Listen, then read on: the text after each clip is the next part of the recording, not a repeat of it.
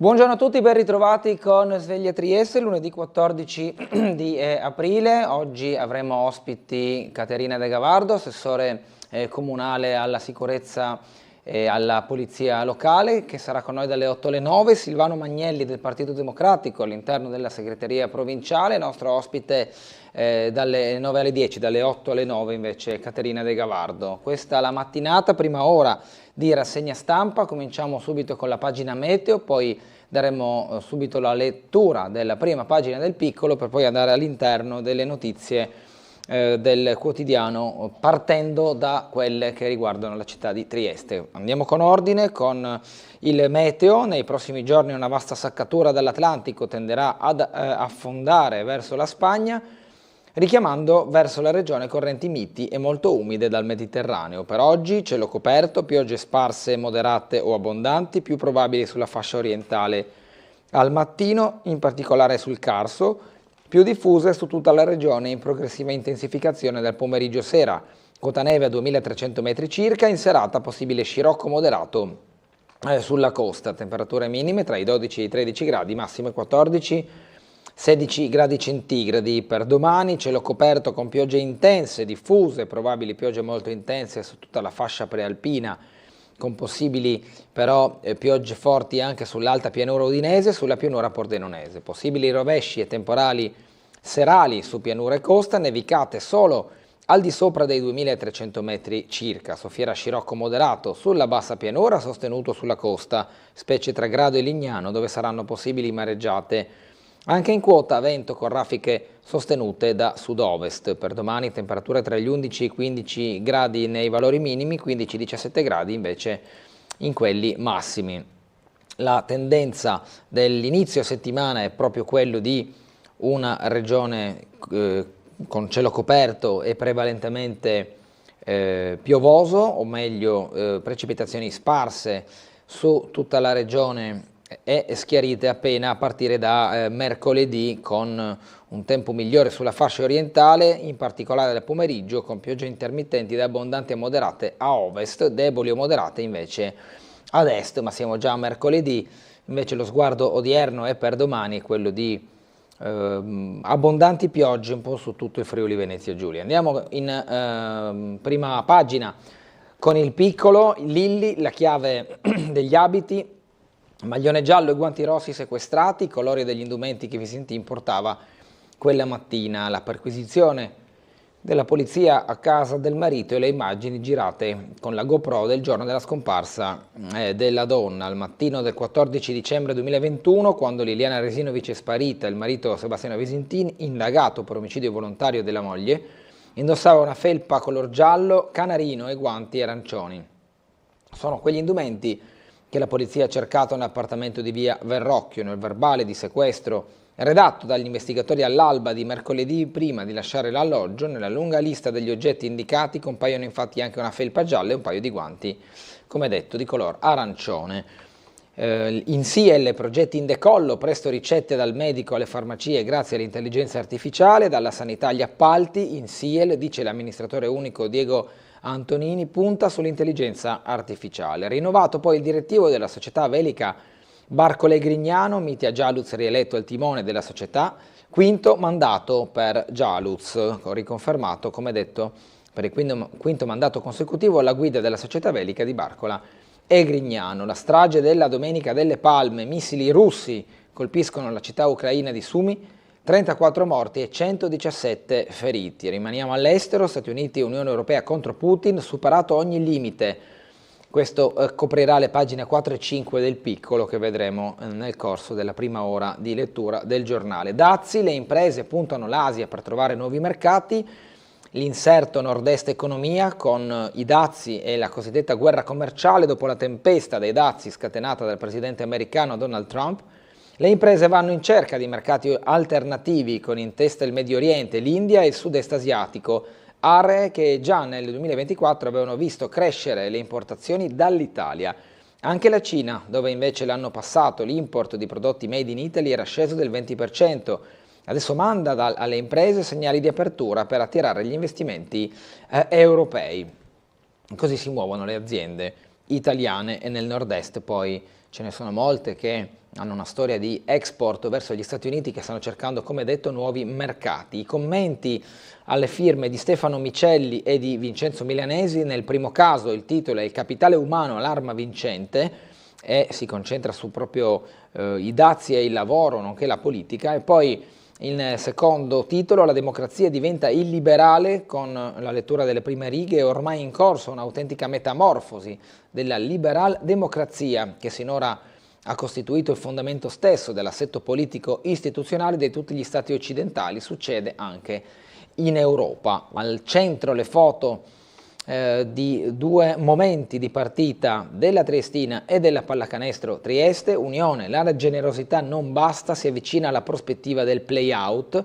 E poi per il basket, Trieste lascia a casa la grinta e finisce schiacciata dalla Reyer. Calcio, sul campo del Rocco il Padova segna la rete che lo porta a un passo dalla Serie B. Per il basket a Venezia, sconfitta netta dei ragazzi allenati da Gemion Christian. Il libro 48 Gambini, una vita, scrive Elvio Guagnini, adattando e rovesciando un'affermazione di Thomas Charlie del 1841: "The history of the world is but the biography of great men". Si potrebbe dire che la biografia dei grandi uomini non può non essere anche la storia del loro tempo. Ai nostri giorni il culto dei grandi ha lasciato il posto alla storiografia, a concezioni della biografia più in linea con nuove visioni proprio dell'intera storia. Questa è la prima pagina, come detto, del quotidiano Il Piccolo. Andiamo subito alle pagine interne, quelle che si occupano delle notizie di Trieste. Rete idrica, perdite scese al 39%, pronto un piano da 21 milioni di euro. Il direttore del settore di Acegas APS Amga, che dice: oltre alle manutenzioni è fondamentale la digitalizzazione.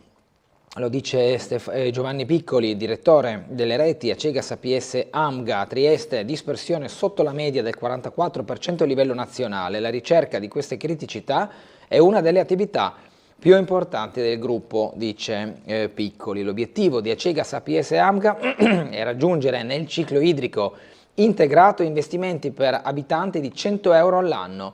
A evidenziarlo il direttore delle reti della Multiutility Giovanni Piccoli: per il 2025 tra Trieste e Padova la società ha messo a bilancio 21 milioni di euro di investimenti, la cifra più alta di sempre, dice il manager, ricordando che però per ora significa 71 euro per abitante, a fronte comunque dei 69 euro per abitante della media italiana. Vengono poi evidenziati i vari investimenti: contatori smart, sostituito l'8%, e di 2 milioni di euro l'investimento di Acegas APS Amga per l'implementazione dell'infrastruttura idrica digitale, i contatori intelligenti che permettono a Multiutility di monitorare da remoto i consumi della rete. Per ora però sono all'incirca 10.000, ovvero l'8% dei 119.000 totali. Altri investimenti nell'ottica di garantire la continuità del servizio idrico. Tra i progetti di Acegas APS Amga c'è quello dell'aggiornamento elettromeccanico della centrale dell'acquedotto Randaccio, il cosiddetto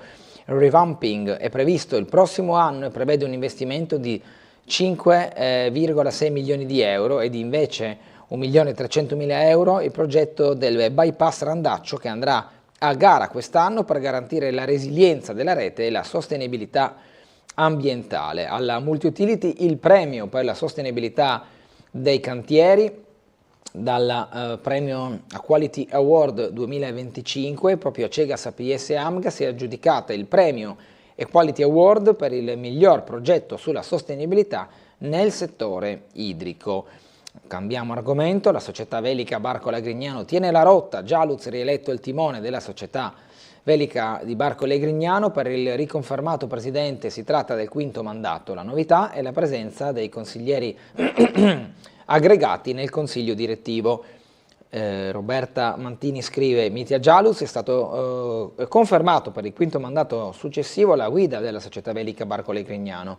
Un'assemblea partecipata che si è aperta riproponendo la tradizione storica della presentazione ufficiale delle squadre agonistiche guidate dagli allenatori Dragan Gazic, Mattia Zantonaz e Stefano Zugna, a cui è seguito il saluto di benvenuto ai nuovi soci, tra questi Andrea Tesei, l'unico velista triestino a bordo di Luna Rossa Prada Pirelli. La nomina come socie benemerite di Alice Linussi e di Maria Vittoria Mareschini. Marchesini, le due atlete della società velica che con il team Luna Rossa lo scorso ottobre, proprio alla vigilia della 56esima Barcolana, hanno vinto la prima Puig Women's America's Cup, la Coppa America femminile, e riconfermato 2 titoli da socio onorario al rettore dell'Università di Trieste Roberto Di Lenarde e al già questore del capoluogo Pietro Ostuni. Poi le votazioni che hanno rivisto Gialuz, dunque riconfermato per la leadership della società velica. Qui viene poi tracciato il profilo di Gialuz. Fiume, Trieste e Giappone, svelata la storia di Ivancic, motociclista di Speedway, dalle ricerche l'incredibile vita dell'uomo, alias Adolfo Maramatoio, morto nel 1946 durante una gara all'ippodromo di Montebello. Qui ci sono alcune foto nelle immagini di archivio storico del Motoclub Trieste. Da un lato la sistemazione della tomba di Roberto Ivancic, alias Adolfo Maramatoio, a Fiume, e a destra invece il protagonista di questa storia nel 1934 vicino alla sua moto, che si vede qui in questa foto in bianco e nero. Andiamo alla pagina seguente con la cronaca: picchia e perseguita l'ex convivente, poi la minaccia di morte per strada. La richiesta di divieto di avvicinamento, diceva che scontati domiciliari me l'avrebbe fatto pagare. Nel mirino dell'uomo è finito anche il dipendente di un bar che aveva provato a difendere la ragazza. Picchiata e minacciata, scrive Giampaolo Sarti. La vittima è una ventenne, mamma di una bimba. La ragazza ha sporto querela nei confronti dell'ex convivente, un coetaneo, dopo le continue intimidazioni subite. Nel mirino dell'uomo è finito anche il dipendente di un bar di Piazza Goldoni, che nei giorni scorsi ha tentato di difendere la giovane. La coppia, entrambi nati a Trieste da famiglie di origine straniera residenti da tempo in città, aveva avuto una relazione da cui era nata la bambina. Il rapporto si è interrotto nei mesi scorsi, ma le violenze, stando a quanto riferito dalla giovane, risalgono già a un anno fa, il 5 giugno, quando la ventenne si rivolge al pronto soccorso di Cattinara. Al medico che la visita spiega ciò che è costretta a sopportare a casa e il motivo per cui si era recata all'ospedale. Il compagno le aveva sferato un pugno al volto, causandole sanguinamento e una microfrattura. Ma la ragazza racconta di più, dice che mentre il fidanzato stava per aggredirla, un'amica presente in quel momento era riuscita almeno a proteggere la bambina tenendola in braccio. Ma la madre del giovane, così nella querela, non era intervenuta per calmare il figlio né in soccorso della ventenne. Mi esortava a non denunciarlo alle forze dell'ordine, che avevo contattato dopo la violenza, dicendo che avrebbero portato via mia figlia. Mi ha invitato a stare zitta quando il figlio si arrabbia e perde la testa. E quindi poi continuano le vessazioni fino al pestaggio in centro, in pieno giorno. Tuffi, bikini e petto nudo, cosa pensate della stretta? Questo è il questionario, l'ultimo giorno per poter votare, lo riporta il gruppo Nemme il Piccolo. Qui c'è il QR code che permette con la fotocamera del proprio smartphone di accedere al questionario. La domanda: tuffi, bikini e petto nudo, cosa pensate della stretta, che riguarda in pratica un decoro pubblico scelto dalle autorità e che ha fatto discutere un poco in tutta Italia. Tradizione e turismo in città, una domenica delle palme tra sacro e profano, processione e mercatini più forti della pioggia. Il vescovo Trevisi ha aperto la giornata con la benedizione degli ulivi, apprezzata anche la decisione degli stand in piazza Barbacan con Barbacan Produce e le bancarelle poi in Largo Santos. Andiamo a sentire le parole del vescovo di Trieste, che proprio ieri, nella Domenica delle Palme, ha parlato in una sua omelia con toni piuttosto decisi. Dopo la benedizione delle palme degli ulivi nella chiesa di Sant'Apollinare a Montuzza, il vescovo di Trieste Enrico Trevisi ha guidato la tradizionale processione per via Capitolina fino alla cattedrale, dove ha celebrato la Santa Messa della Passione del Signore. Un richiamo alla carità e al volontariato nella sua omelia, centrata sulla figura del Cireneo, chiamato ad aiutare a portare la croce di Gesù. Siamo anche noi cirenei. Diventiamo partecipi di quella umiliazione, di quella dignità del sofferente portatore della croce che ci è dato di accompagnare in una intimità inaudita che non avevamo assolutamente programmato. Non è bello portare la croce, tantomeno è bello portare la croce di un altro. Quando ti metteranno addosso una croce, non scappare, anche se non è tua, non imprecare. Accogli l'imprevedibile compagnia del tuo Signore, l'intimità con il tuo Signore e ama comunque. Grazie a tutti i cirenei della nostra città. Grazie a tutti coloro che si spendono nella carità e nel volontariato, negli ambiti più diversi, nel farsi carico dei pesi delle sorelle e dei fratelli. Come segno giubilare vogliamo sistemare dei locali per farne una casa chiamata Centro Volontari Pellegrini di Speranza. Grazie a tutti coloro che ci aiuteranno a realizzarla e facciamo appello alla generosità di tutti. Vuole essere un segno tangibile che la nostra identità sta nel seguire il Cristo e dunque nell'amarci come Lui ci ha amati, portando i pesi gli uni degli altri, diventando samaritani, cirenei. Così il Vescovo Trevisi. Proseguiamo col piccolo. Il rifugio Premuda riapre giovedì e si riappropria della Val Rosandra. Dopo 1 anno e mezzo di chiusura e l'investimento da 100.000 euro, il riavvio in tempo per la Pasqua, l'inaugurazione con le istituzioni, poi l'accoglienza del pubblico. Viene poi raccontata anche una parte di storia di questo rifugio in queste pagine del piccolo. Andiamo in queste colonne del piccolo, andiamo a vedere altro. Il castello di Duino si svela con delle guide speciali, l'acqua mette capo il bunker, le visite di primavera agli studenti del Rilke. Qui si vedono proprio le foto che prendono il cartello del bunker, ma anche della delimitazione proprio con i nastri bianchi e rossi, nonché poi la foto del gruppo che era in visita. Carnevale di Muggia, Polidori loda Grison e Bacchetta de Colle, onorificenza all'uscente Vascotto in consiglio comunale, poi l'entrante dovrà lasciare per motivi di incompatibilità. Il nuovo presidente delle compagnie con il Carnevale di Muggia. Noghere e Molo Balota al via le manutenzioni lungo le strade bianche, la spesa è di 16.000 euro per andare poi alle pagine delle segnalazioni e delle foto. 4 passi del passato al mercatino delle Pulci, con questa foto di un lettore, e poi accanto invece un tramonto romantico sul Molo Audace, e di sfondo infatti il tramonto, in primo piano sfocato una persona che suona una chitarra. Un aiuto ai gattini abbandonati grazie al progetto Rete Bali FVG.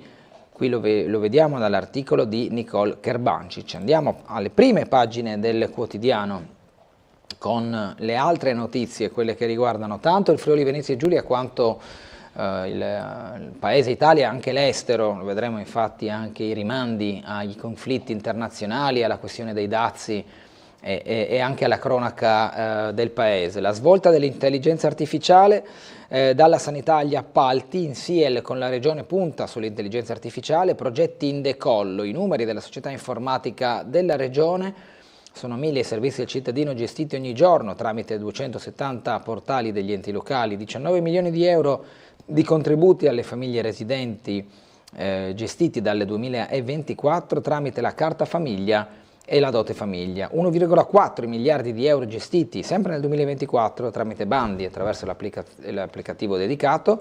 Sono 105.000 le chiamate gestite sempre l'anno scorso dal Customer Service Desk, il numero di assistenza al numero verde gratuito 800 09 878.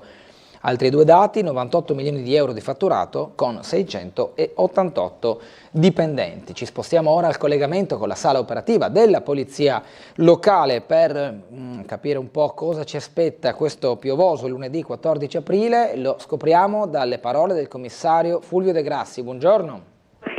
Sì, buongiorno Guglielmo, a lei e tutti i telespettatori. Prego. Cominciamo con il dire ovviamente, come possono vedere tutti, una giornata abbastanza uggiosa, piovosa, umida, perciò attenzione per il manto stradale.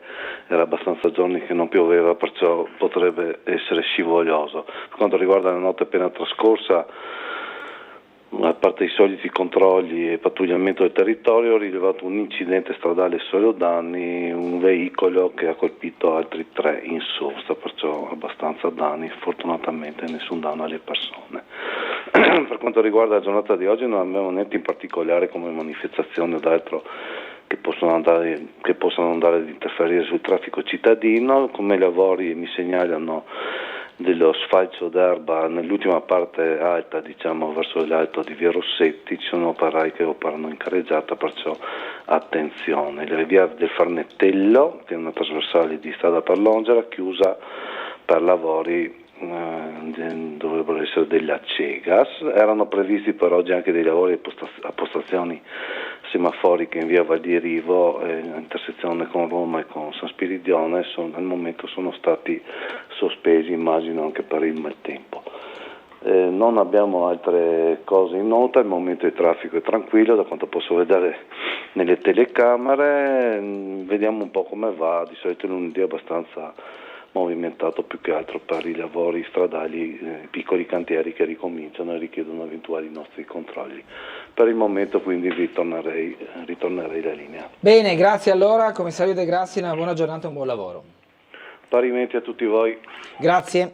Proseguiamo con la pagina del Piccolo che abbiamo visto poco fa, quella dove venivano riferiti i dati relativi ad INSIEL con le anche progettualità in corso, gli intrecci con i servizi informatici dall'atto di nascita al matrimonio, l'impatto dell'azienda sulla vita dei cittadini, online anche per asilo, centri estivi, mensa, università, acquisto della casa e le elezioni. Come in un film d'azione nel cuore tecnologico che alimenta i viaggi dei nostri smartphone alla scoperta del data center di Trieste in via San Francesco nel 2027, pronta la nuova struttura da 15 milioni di euro a Palmanova. Qui la visita con i server, i vari vani dedicati proprio ai supercomputer. Nel magazzino dei dati possono trovare spazio fino a 1000 petabyte, una quantità inimmaginabile, livello massimo di sicurezza 24 ore su 24 contro intrusioni fisiche e attacchi degli hacker, dei pirati informatici. Queste le immagini del data center con le complesse apparecchiature della sede di Trieste in via San Francesco. Analisi con scanner digitali per dare risultati più rapidi nella caccia ai tumori. Poi portale Sesamo, le ricette direttamente dal medico al farmacista. Con la tessera del carburante digitale c'è stata l'impronta proprio di INSIEL, la lotta al crimine con i controlli nei cantieri, ma anche le procedure di gara, niente più carta, si farà tutto online. Andiamo ad altro e siamo ai conflitti internazionali, missili su Sumi nella Domenica delle Palme, strage di civili, i morti del raid russo sono almeno 34, tra questi 2 bambini, un missile ha colpito un ateneo, un altro ha centrato un bus. I missili colpiscono in un giorno in cui le persone vanno in chiesa nella festa dell'ingresso di Gesù a Gerusalemme. Si tratta del peggiore attacco con vittime civili di quest'anno, lanciati 2 Iskander. Alcune delle persone colpite si trovavano davanti all'università per uno spettacolo. Qui in foto la devastazione con le fiamme dopo i missili e la miniatura del presidente dell'Ucraina, Zelensky. Mamma, mi hanno colpita, nel video l'orrore proprio dell'attacco, le immagini della bambina in lacrime in braccio alla madre diventano il simbolo della strage, tante le riprese dell'accaduto che circolano sui social media, un frame del video in cui la madre cerca di tranquillizzare la figlia colpita e insanguinata proprio con le ferite ma in braccio alla madre. Questa è veramente un'immagine che tocca e che deve far riflettere. La condanna di Stati Uniti e Unione Europea, superati tutti i limiti, il premier Meloni, un vile attacco, così l'ho definito Giorgia Meloni, critiche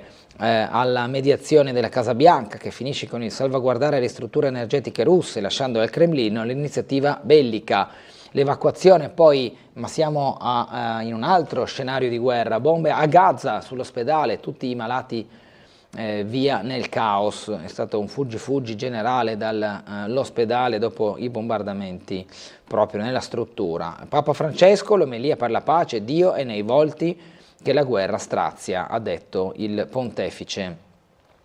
Trump frena su PC e cellulari, stoppa i dazi solo momentaneo, si susseguono le retromarce e le precisazioni dell'amministrazione americana, trema Silicon Valley, all'orizzonte anche la possibile stretta sui semiconduttori nelle nuove scelte degli Stati Uniti con i prodotti sottoposti a rincaro a causa dei dazi alla dogana. Šefčovič a Washington può giocare la carta del deficit commerciale, il commissario dell'Unione Europea tra le varie carte che il commissario del commercio dell'Unione Europea Marcos Šefčovič è pronto a giocarsi quando incontrerà le sue controparti americane, c'è certamente quella del surplus statunitense nel ricco comparto dei servizi. Gli Stati Uniti infatti qui sono in vantaggio rispetto all'Europa di ben 109 miliardi di euro, stando ai dati del 2023.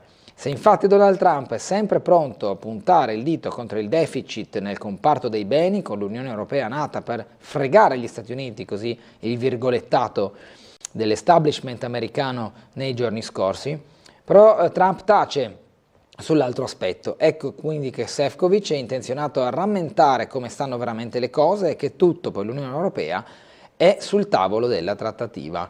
Meloni in missione del presidente americano, 2 offerte, 0 dazi e libero scambio. La Presidente del Consiglio sarà giovedì alla Casa Bianca per un confronto sui dazi.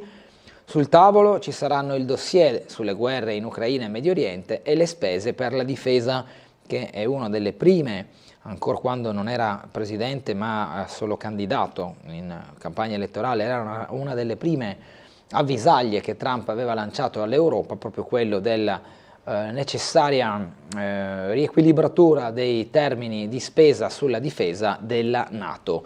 L'allarme di Fratelli d'Italia, clima da anni di piombo, il partito della Premier attacca la sinistra, non condanna le violenze, le fomenta. La russa che dice in troppi scherzano col fuoco, solo Renzi e Sala contestano i violenti. Dopo gli scontri di sabato a Milano, che qui vediamo in foto, scontri fra manifestanti e forze dell'ordine al corteo pro-Palestina che si è sviluppato a Milano, e quindi c'è un allarme su contestazioni e un clima di tensione ogni volta che si scende in piazza. Oggi urne aperte, ricordiamo, dalle 7 alle 22 per le comunali del Friuli Venezia Giulia, il 39% al voto a Monfalcone, dato infatti il 39% al voto, a Monfalcone il dato è del 43%. Leggiamo l'affluenza alle urne per le elezioni comunali in Friuli Venezia Giulia alle 22 di ieri, orario di chiusura dei seggi, si vota ancora oggi dalle 7 alle 22, è stata del 39% con 26.788 votanti a fronte dei 68.907 elettori. Nello specifico a Monfalcone, dove sono in corsa come candidati a sindaco Diego Moretti per il centro-sinistra, Luca Fasan per il centrodestra e Buconate con Italia Plurale, i votanti sono stati 8.889, il 43%. A Pordenone la percentuale è stata del 37% con 16.222 votanti. Qui corrono i civici Marco Salvador e Anna Ciriani, Nicola Conficoni sostenuto dal Partito Democratico e Italia Viva, un'altra Pordenone, il Bene Comune e Pordenone in Salute, e Alessandro Basso, collegato a Pordenone Cambia, Fratelli d'Italia, Lista Basso, Lega e Forza Italia. A San Pier di Zonzo, dove si sfidano Alex Daronco con la lista per San Pier e Denise Zucco, sostenuta dal Partito Democratico, San Piero Idee in Comune e Insieme per San Piero, 45% con 766 votanti. Infine a Nimis si è espresso finora il 31% dei votanti, ovvero 911 cittadini. Questi richiami proprio alle elezioni che si svolgono ancora oggi come tempo di votazione dalle 7 alle 22 e poi si chiuderanno le urne e domani mattina si aprirà invece lo spoglio delle schede e quindi ci saranno poi gli scrutini immediati e noi saremo in collegamento in diretta, in particolare da Monfalcone, per seguire questa nuova tornata elettorale ormai alla conclusione, che andrà a decretare i sindaci e poi a ruota anche i consiglieri comunali di queste municipalità. Allora, avete già visto la pagina del Piccolo che si occupa del caso Resinovic, ci prendiamo però un attimo di pubblicità, torneremo tra poco partendo proprio da questa pagina, poi la lettura delle ultime riguardo a questa importante inchiesta. Ci vediamo tra poco.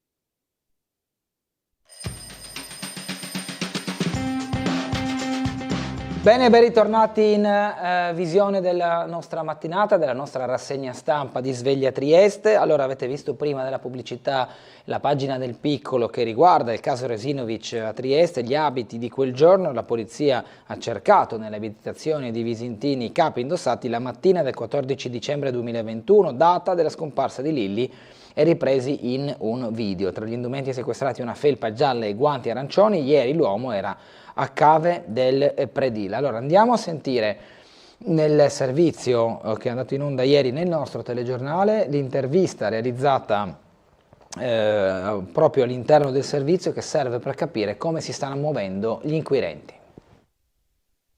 Era stato previsto, l'avevamo già detto, era inevitabile, direi che è anche giusto che sia così, perché alla luce della consulenza più recente si è parlato di omicidio e non più di suicidio, quindi le conseguenze non potevano essere diverse. Insomma, ce l'aspettavamo, è anche bene che sia così, perché finalmente al posto di un'accusa mediatica e giornalistica di plotoni di esecuzione contro Sebastiano Visintin, che purtroppo si è sottoposto a questa situazione andando sempre in televisione, abbiamo un'ipotesi di accusa da parte di chi è autorizzato a farlo, certamente. Insomma.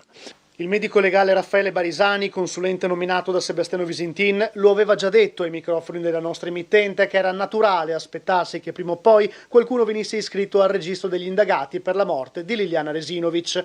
Barisani non rinuncia però a lanciare una frecciatina allo stesso Visintin, rimproverandogli la troppa esposizione mediatica. Abbiamo ovviamente una presunzione di innocenza e quindi possiamo procedere con maggiore tranquillità. La procura si sta muovendo e ora verranno analizzati i materiali sequestrati a casa di Sebastiano Visintin dopo la perquisizione della polizia scientifica dell'appartamento di Via Verrocchio. Dall'abitazione sono stati prelevati un guanto, un maglione di lana e più di 100 coltelli. Il guanto per confrontarlo con l'impronta rinvenuta su uno dei sacchi che avvolgevano il cadavere della 63enne, il maglione per verificare se si trovano tracce particolari e confrontarlo con un filo di lana trovato addosso a Liliana. I coltelli per confrontare il filo della lama con la parte tagliata del cordino che legava i sacchetti calati sulla testa della donna. I coltelli, a seconda del modello e tipologia, lasciano segni di taglio differenti. Per quanto riguarda le indagini portate avanti dai consulenti di parte, ciò che ancora si attende sono i risultati delle analisi sui campioni di tessuto del cadavere di Liliana inviati in alcuni laboratori oltremanica.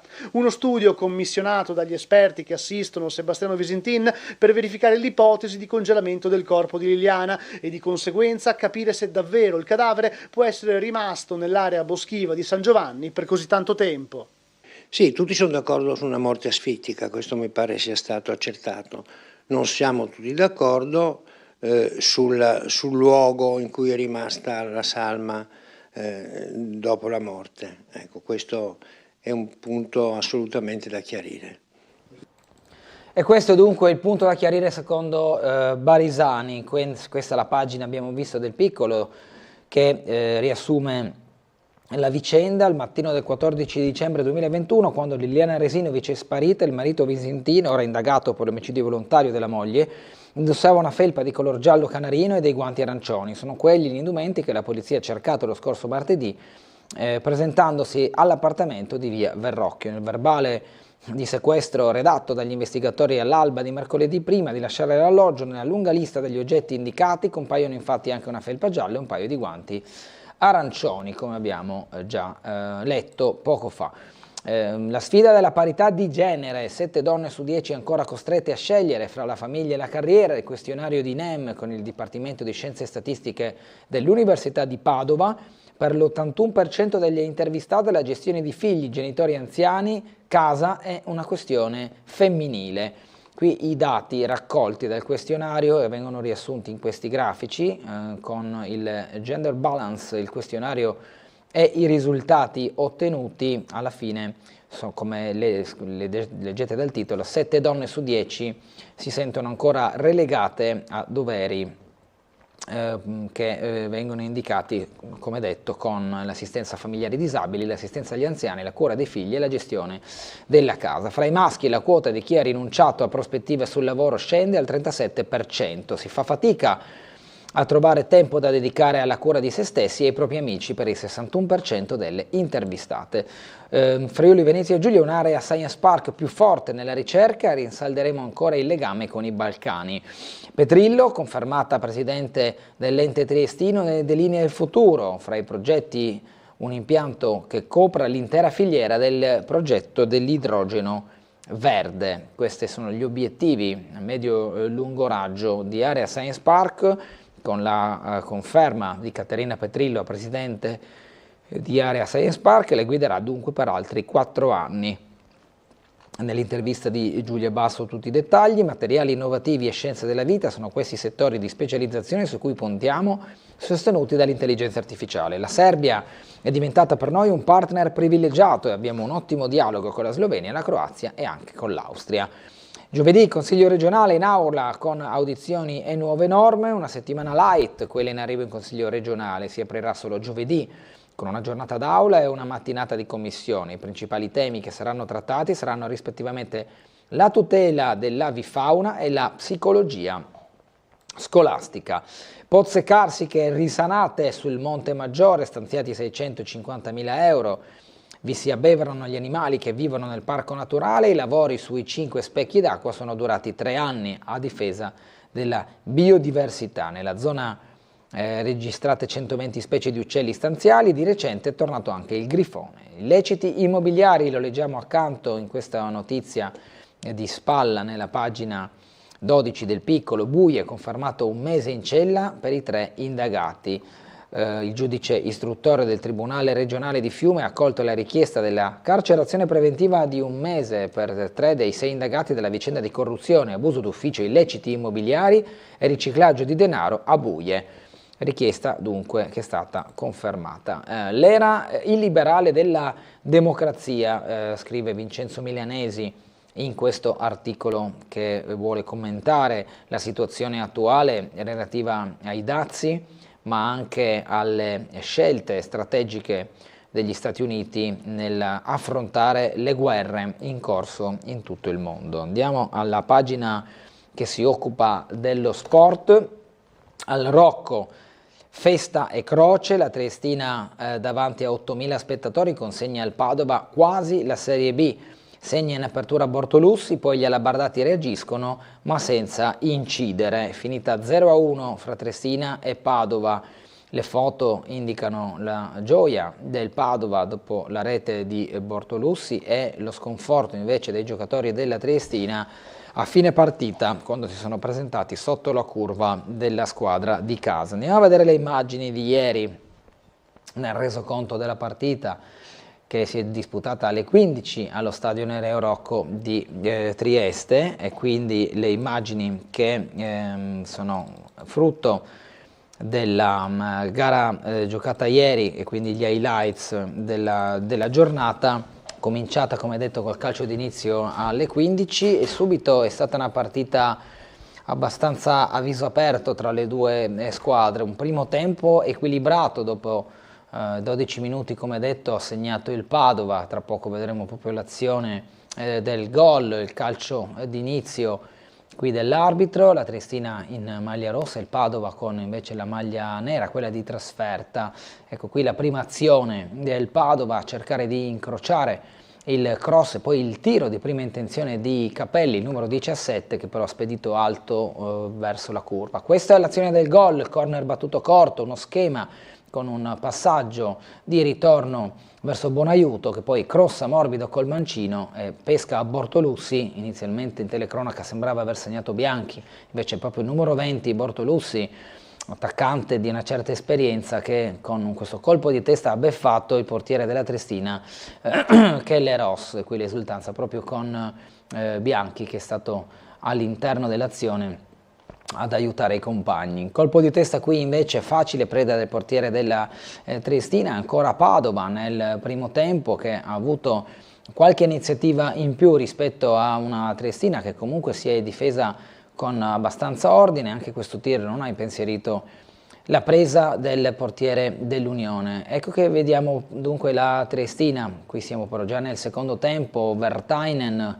questo cross, il colpo di testa di Strizzolo, ci ha provato anche Olivieri, si è gettato in area a sostegno del compagno, ancora azione, in questo caso il Padova, Confusi che parte in contropiede, pesca sulla sua sinistra proprio Buonaiuto, uno dei più pericolosi di ieri del match. Qui l'illusione di una deviazione di Kellerossi, in realtà la palla ha colpito il palo esterno, non c'è stato infatti calcio d'angolo, la rimessa poi è stata affidata alla Triestina. Ancora azioni, ancora Padova che si rende pericoloso con Luca Villa in questo suo cross alla ricerca di Bortolussi, numero 20 si porta a spasso Silvestri, poi riesce però Kelleros a chiudere il primo palo e a evitare problemi maggiori.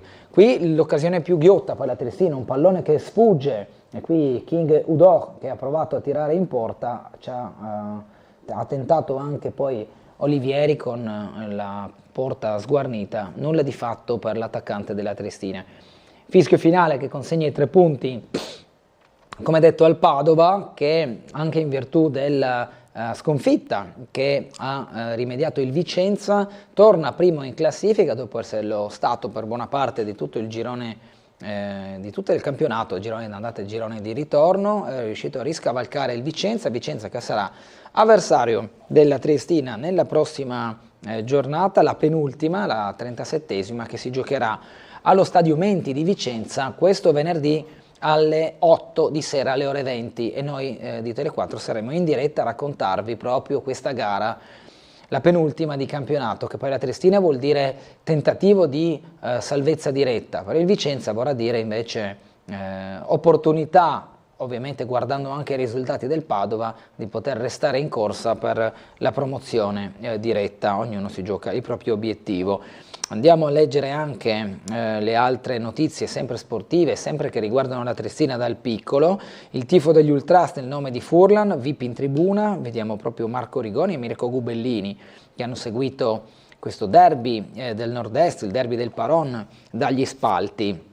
Il tifo infatti è stato caloroso, sono stati tanti i tifosi anche di Padova che sono giunti ieri allo Stadio Rocco per una bella cornice di pubblico, qualche petardo di troppo che è esploso ha fatto, diciamo, da cornice coreografica all'intera partita. Fiordilino e Cortinovis fuori fase, i difensori centrali funzionano nelle pagelle di Ciro Esposito, il migliore è stato Correia, non una prestazione mostro ma indubbiamente il suo talento, e le giocate hanno dato vigore al centrocampo di Tesser. Peccato che non sia riuscito a inventarsi qualche incursione in area, sufficienza piena per Ross, per Johnson che ha fatto una gara di grosso sacrificio, anche per Strizzolo, D'Urso che sono entrati a partita già iniziata. Buona la prova di Silvestri, così come quella del compagno di reparto Frare.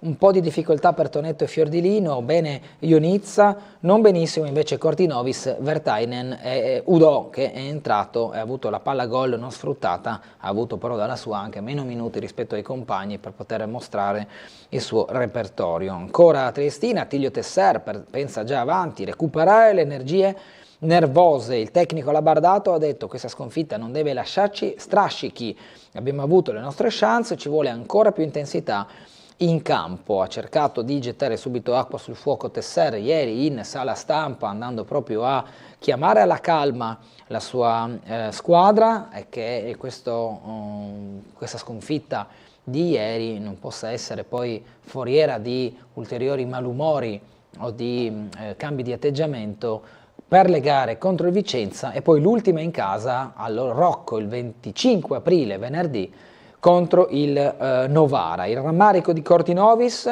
ci è mancato solo il guizzo, ha detto il trequartista che ieri è partito titolare, poi è uscito per far posto ai compagni. Silvestri non demorde, rilancia le ambizioni, peccato essere stati puniti così a freddo, ottenere la salvezza diretta, noi ci crediamo, ha detto il difensore della Triestina. Questa è la classifica, la Triestina come abbiamo visto si trova ancora immischiata nella zona dei play-out, davanti a un punto alla Provercelli, a 3 punti invece la Pergolettese, invece in testa il Padova con la vittoria scavalca il Vicenza che invece ha perso contro la Virtus Verona ieri e quindi si riprende la testa del girone A.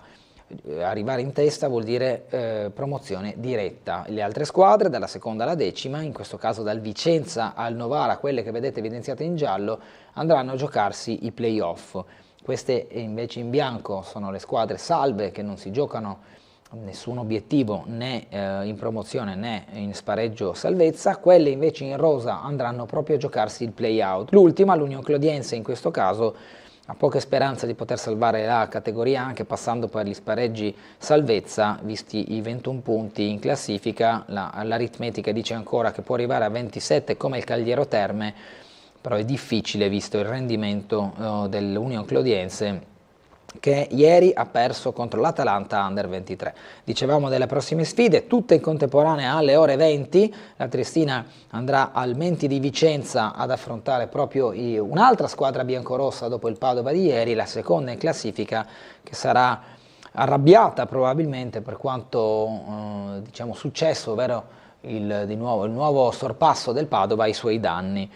Ma tant'è, ogni squadra, ogni partita fa storia a sé. Il Costalunga, siamo al calcio ma dilettanti, vola verso la finale, il Bomber Mujesan affonda l'Uffi, calcio come detto di Coppa Regione di seconda categoria, i gialloneri trascinati dall'ex attaccante della Triestina Battome, il team di Radolli. Il tecnico Gratton dice: abbiamo sofferto nel secondo tempo, ora voglio il titolo. Prosecco Primori e KO con lo Zoppola, triste invece del Montereale. In torneo delle regioni il Friuli Venezia Giulia conquista 2 vittorie e un pari, l'Under 19 si impone 5-3 contro il Bolzano. Basket con la Serie A, naufragio in Laguna, brutta sconfitta di Trieste che si fa sovrastare sul piano dell'intensità dalla Reyer Venezia, biancorossi praticamente mai in partita. Alla sirena finale il passivo è pesantissimo, è finito 103-71 tra Reyer Venezia e Pallacanestro Trieste. Una sfida da dimenticare per la squadra triestina, Johnson tra i pochi a brillare, Jutov sbaglia invece quasi tutto, lui, Candussi, Ruzier, McDermott, Valentine hanno disputato una partita decisamente sottotono. Il dispiacere di coach Christian, non me l'aspettavo, loro ci hanno dominato, il coach dopo la debacle, speravo alzassimo l'asticella, soddisfatto invece Spaglia, batterli non era così facile, ha detto il tecnico avversario. Quasi 200 i triestini al Taliercio, supporto incessante anche a meno 35, il plauso ai tifosi che hanno seguito la squadra e che l'hanno sostenuta anche nel momento di maggior difficoltà. Andiamo a vedere anche in questo caso la classifica, però siamo al basket con la squadra di Trieste a 32 punti, subito sotto all'Armani Jeans Milano e subito davanti alla Reyer Venezia che di punti ne ha 30. Trieste è al pari 32 con Reggiana. Comanda la classifica il Trapani a 38 punti, seguono Germani Brescia, Virtus Bologna e Dolomiti Trento che di punti ne hanno 36. Come detto l'Armani Jeans Milano a 34, Trieste Reggiana a 32, la Reyer a 30.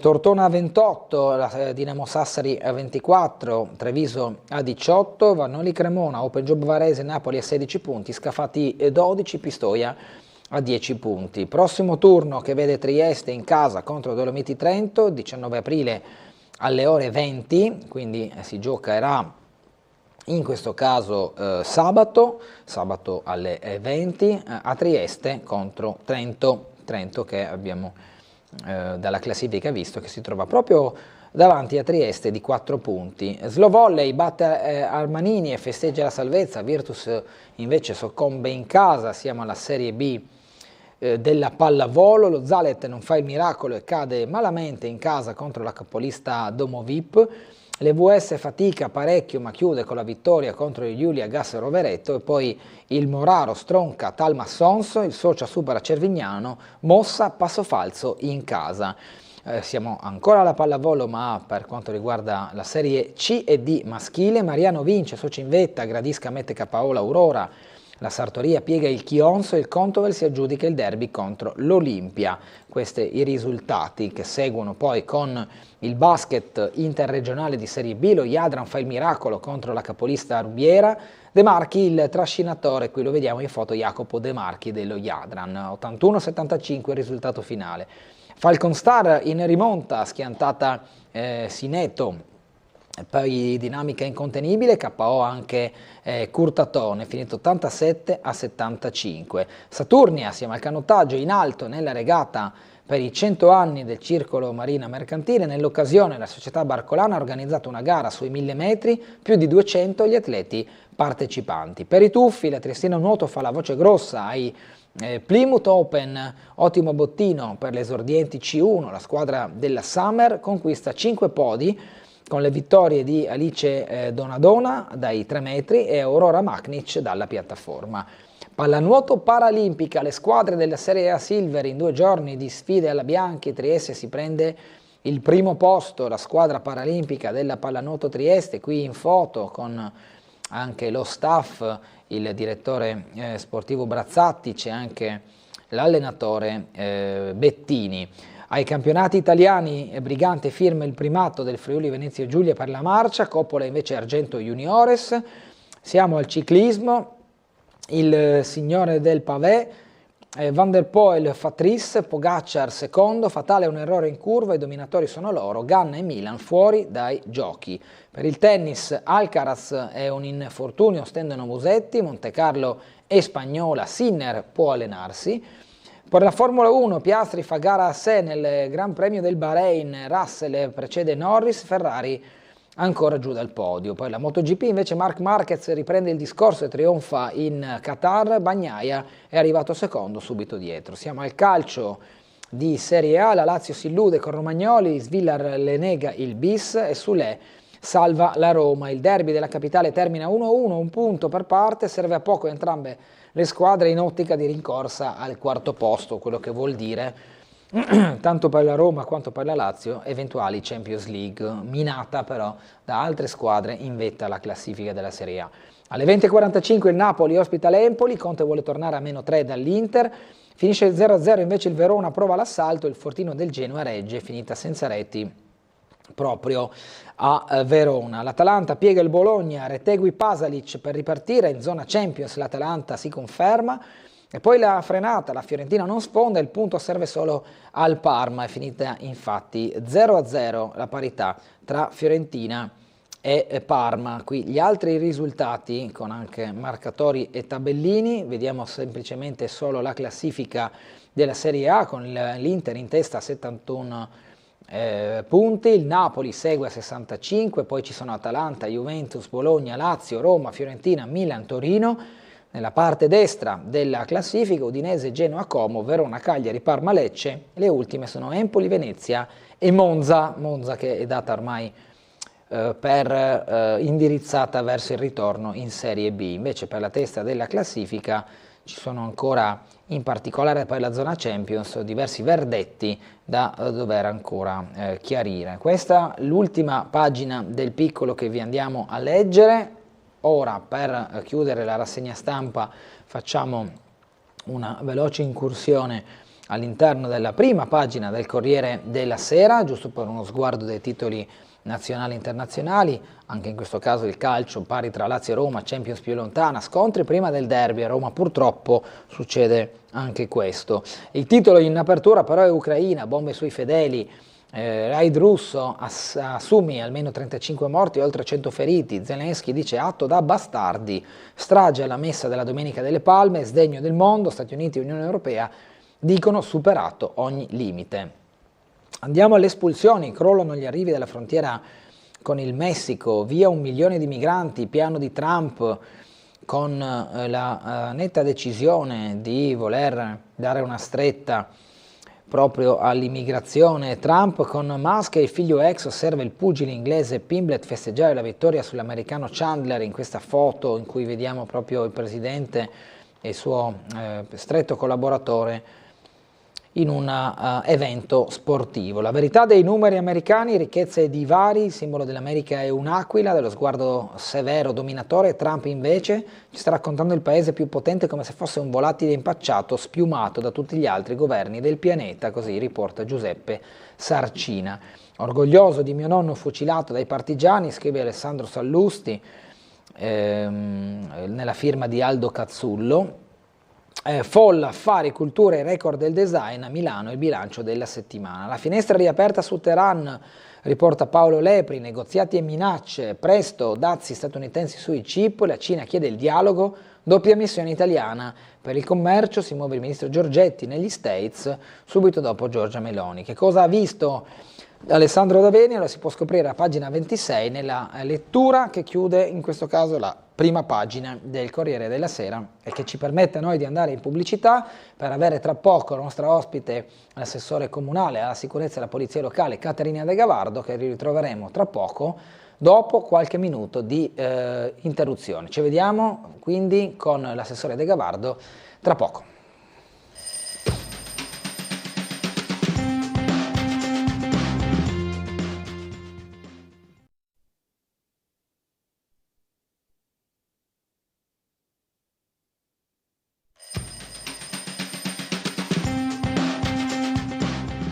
In diretta con Sveglia Trieste, 8:05 minuti, siamo in compagnia di Caterina De Gavardo, assessore comunale alla sicurezza della polizia locale, a protezione civile. Buongiorno, ben ritrovata. Buongiorno a tutti, sono molto contenta di essere qui con voi questa mattina.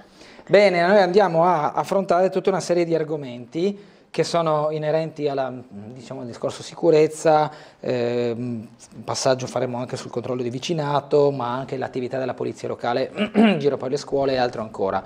Ci scrivono subito però da alcune mail, volevo chiedere al vostro ospite perché da alcune settimane in via Svevo all'incrocio con lo scalo Legnami c'è un forte passaggio di tir sia in entrata che in uscita che rallentano fortemente il traffico. Si tratta di una soluzione temporanea o definitiva? Chiede Sergio, che poi porge cordiali saluti. Siamo nella zona dello scalo Legname. Lì c'è sempre una certa attività e traffico, però se l'attività è particolarmente concentrata in questi giorni chiederò alla sala operativa di mandare magari qualche pattuglia in più a dare un'occhiata.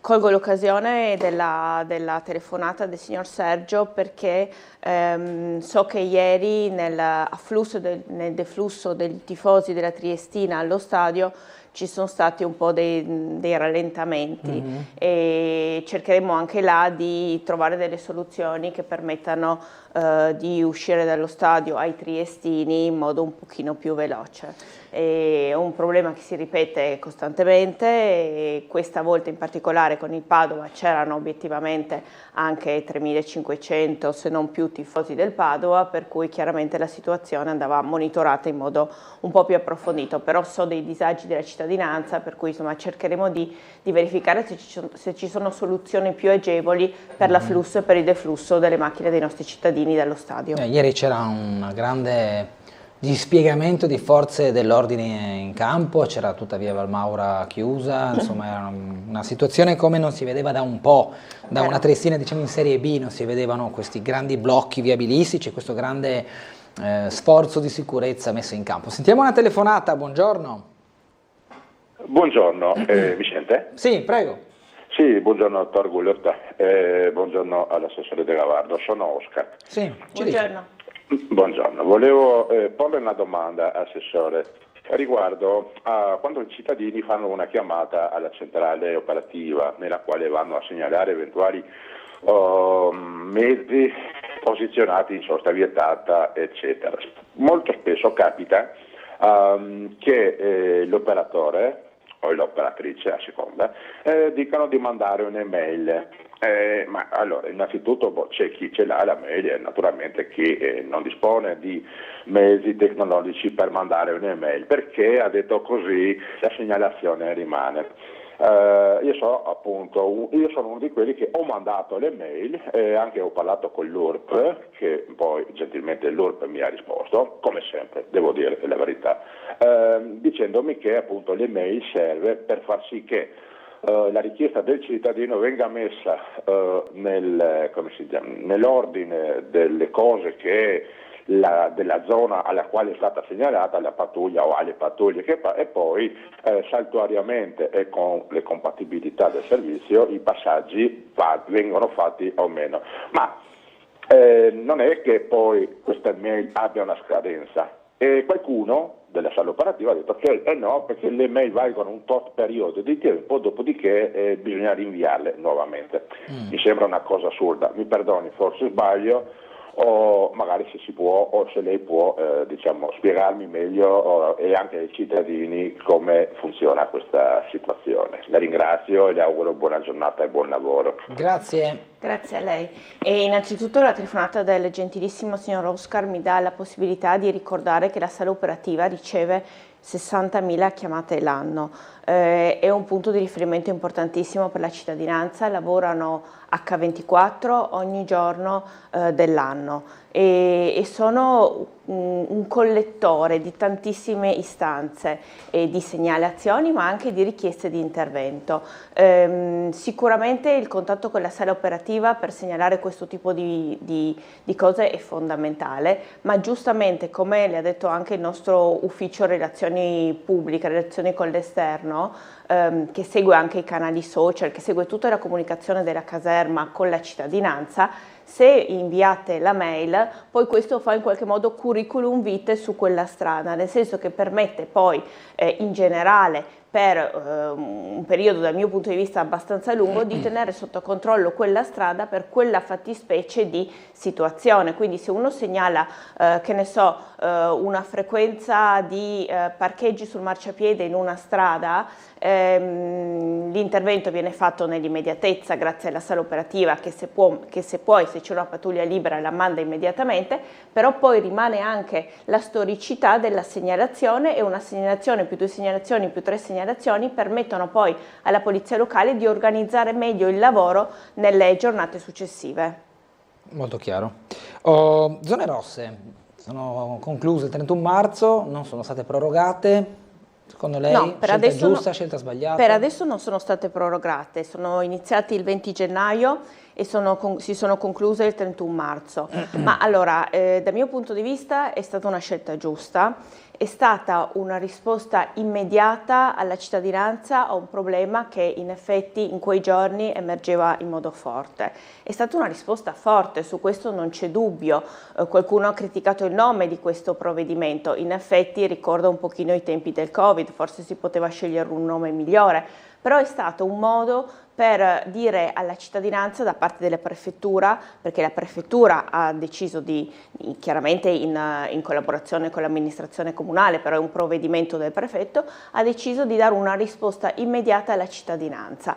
E credo che anzi questo provvedimento a Trieste ma anche in tantissime altre zone d'Italia sia stato un provvedimento giusto, opportuno e per il quale dal mio punto di vista dovremmo anzi ringraziare il Ministro e ringraziare il Governo che ha messo a disposizione di alcune città che in quel momento specifico avevano delle criticità, delle risorse umane aggiuntive. Ho sentito molte critiche anche relative all'organizzazione di queste zone rosse. In realtà la zona rossa, che non veniva in alcun modo delimitata, prevedeva la presenza aggiuntiva di forze dell'ordine, polizia, carabinieri e polizia locale. Però a questo in aggiunta ci sono stati stabiliti anche dei presidi fissi, quindi quelle camionette di polizia piuttosto che quelle auto ferme in un certo punto erano in aggiunta alla zona rossa, erano dei presidi fissi in cui si sono alternate varie forze dell'ordine, tra cui anche la polizia locale, in particolare in largo barriera, ed erano un'aggiunta, una cosa in più a comunque l'istituzione delle zone rosse che prevedeva aree ben più vaste della città. Ricordo che le zone rosse sono state organizzate in 3 aree della città, la prima andava da Perugino, Garibaldi, Goldoni per arrivare fino a Scala dei Giganti, la seconda riguardava Oberdan, Santos, Piazza Libertà e la terza riguardava Piazza Verdi e Mola Audace. Alle zone rosse il sindaco, sempre in accordo con la prefettura, ha deciso di affiancare anche le sue ordinanze sindacali, che sono stato un provvedimento aggiuntivo, che hanno permesso di controllare un attimino la chiusura degli esercizi pubblici che grazie alle ordinanze sindacali avevano l'obbligo di chiudere alle 24. Un provvedimento, anche questo del sindaco, assolutamente flessibile ed elastico. Non a caso, dopo un mesetto di applicazione dell'ordinanza sindacale in tutte e 3 le zone rosse, abbiamo valutato opportuno allentare un po' e liberare dall'ordinanza sindacale quella che era la zona che dal nostro punto di vista non stava dando nessun tipo di problemi, anzi i riscontri in quella zona erano positivi, e cioè la zona di Piazza Verdi e Mola Audace. Quindi dal mio punto di vista i provvedimenti sono stati molto utili. Tra l'altro ho sentito anche numerose critiche sul numero degli allontanamenti. 38 allontanamenti in una città come Trieste, perché l'obiettivo delle zone rosse era proprio quello di, faccio un attimo un passo indietro per spiegare alle persone, era quello di identificare più persone possibile, e in effetti durante i 70 giorni di zone rosse sono state identificate ben 5.000 persone, ma poi lo scopo era quello di allontanare le più pericolose dal centro cittadino. Bisognava quindi identificare le persone. Nel caso in cui queste persone identificate fossero in qualche modo colpevoli stessero in qualche modo commettendo qualche reato o comunque qualche atto vandalico o qualche illecito in quel momento, e quelle stesse persone nel caso in cui avevano anche dei precedenti, allora venivano allontanate. Quindi per essere allontanate bisognava avere commesso in quel momento qualcosa, in più avere anche dei precedenti, e ben 38 persone sono state allontanate, quindi ritengo un lavoro enorme da parte delle forze dell'ordine durante le zone rosse nel centro cittadino. Se pensiamo che più o meno 5.000 persone identificate significa 80 identificazioni al giorno, vuol dire che il centro cittadino era molto ben monitorato. Ora le zone rosse sono concluse, ma questo non significa che la città non è presidiata, anzi, proprio perché ci stiamo appropinquando al periodo pasquale, comunque insomma un periodo di festività, di grande afflusso turistico, di ponti, la città continua ad essere molto ben monitorata da tutte le forze dell'ordine e anche dalla polizia locale, alla quale voglio fare davvero le mie congratulazioni, perché lavora in modo splendido e in grandissima sinergia con la questura, con la prefettura e con tutte le altre carabinieri, piuttosto che la polizia o la Guardia di Finanza. Allora, abbiamo un'altra telefonata che ascoltiamo. Buongiorno. Buongiorno Gullotta, mi scusi. Prego. Prima lei l'ha detto che giovedì riapri Rifugio Premuda. L'abbiamo letto, sì. Sì, ma riapri solo come rifugio o anche come ristorazione? Guardi, glielo leggo se vuole. Rifugio Premuda è arrivato l'atteso momento della riapertura e l'inaugurazione è fissata per giovedì. Lo ha annunciato direttamente la presidente della società alpina delle Giulie, proprietaria da sempre del rifugio, intitolato a Premuda, ed ora in poi affidato alla gestione della Blu SRL e di Franco Bulli. Dopo un anno e mezzo di forzata chiusura, conseguenza delle vicissitudini giudiziarie dell'ultimo gestore, la FA di David Gombach, il Premuda, noto anche per essere in assoluto il rifugio più basso d'Italia in quanto costruito a poche decine di metri sul livello del mare, sta dunque per riaprire i battenti. L'inaugurazione giovedì rappresenta la felice conclusione di una lunga vicenda che ci ha messo in difficoltà, poi dicono chiaramente tutto il trascorso di quello che è successo. Giovedì gli organizzatori hanno dovuto limitare gli inviti alla cerimonia inaugurale a San Dorligo della Valle, e poi l'articolo torna indietro di tutti i vari trascorsi che ha subito il rifugio. Io vedo la riapertura, credo che ci sia una riapertura con annesso poi servizio completo. Su questo magari faremo un approfondimento per capire di più se l'apertura è solo simbolica, cioè aprono le porte perché i problemi sono finiti, oppure se proprio entra in esercizio l'intero rifugio. Questo ancora non glielo so dire. Tante grazie. Buongiorno. Buongiorno. Buongiorno a lei. Leggo un'altra mail, assessore. Buongiorno, riscrivo oggi per spiegare che la via Svevo viene spesso intasata a causa della lentezza burocratica operativa all'ingresso della PLT per i mezzi pesanti costretti a esttenuanti file di ore di ingresso, in uscita e in entrata di detta area. Le cause sono da imputarsi alla HHLA, la società tedesca che gestisce quella parte di scalo, infatti che gestrice della PLT. E ho avuto delle segnalazioni anch'io su questa cosa qua, tra l'altro attraverso il consigliere Tremul di Fratelli d'Italia, il quale mi evidenziava di tante segnalazioni dei cittadini dovute a queste lentezze di accesso. Come ho detto prima, faremo sicuramente dei controlli, questo però non dipende evidentemente dal comune, e per quanto possibile faremo in modo che la polizia locale agevoli l'accesso, però se il tema è la burocrazia dell'ingresso del camion è un po' complesso la cosa. Altra mail: sarebbe possibile posizionare lungo la mezz'aria della strada che delle coppette spartitraffico in via del Teatro Romano e Corso Italia? In quel tratto di strada tutti tagliano le curve, invadendo entrambe le corsie. Aggiungo che questa situazione si ripete in piazza Goldoni in direzione Galleria. Allego un'immagine per essere più chiaro. La apriamo. Ah, ok, queste coppette, chiede il telespettatore, queste qua gialle. Vediamo un attimo la foto. Vabbè, sono dei dischi per terra che, eccoli qua. Sì, ce ne sono, in realtà ci sono alcune zone della città in cui già... Vicino all'università. Esatto, nella strada che porta all'università, in via Fabio Severo Alta. Sì. Sono però scelte che non fa la polizia locale né il Dipartimento della Sicurezza, ma il Dipartimento dell'Urbanistica. È il Dipartimento dell'Urbanistica che decide questo tipo di provvedimenti sulle strade cittadine, così come anche i famosi dossi per rallentare il traffico o la creazione di nuovi impianti semaforici, strisce pedonali. Sono tutti provvedimenti che prende un altro assessorato. Altra mail che ci dice: buongiorno, potresti gentilmente chiedere all'assessore De Gavardo perché dopo tanti annunci e tante rassicurazioni ci sono ancora sulle rive posteggiatori abusivi. Inoltre perché non si fanno sgomberare con i propri poliziotti Piazza Libertà, che ogni sera è oggetto di un assembramento dei clandestini? Facile parlare in televisione, più difficile fare sicurezza in città, scrive Giorgio Marchesic della Federazione Territori Liberi di Trieste. Fare sicurezza in città è molto molto complicato, per quello io sono assolutamente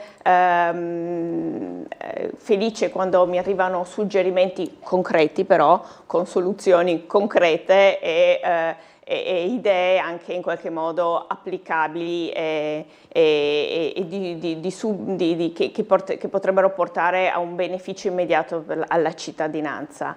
I parcheggiatori abusivi sono in questo momento qua, siamo rientrati nuovamente in un momento di grande turismo per la città, un problema. Non a caso lo scorso weekend abbiamo fatto un intervento straordinario con il nucleo interventi speciali e numerose pattuglie appiedate in Borghese sono state presenti sulle rive e questo intervento ha portato anche a ottimi risultati, con anche qualche allontanamento e qualche richiesta al questore di provvedimenti di DASPO.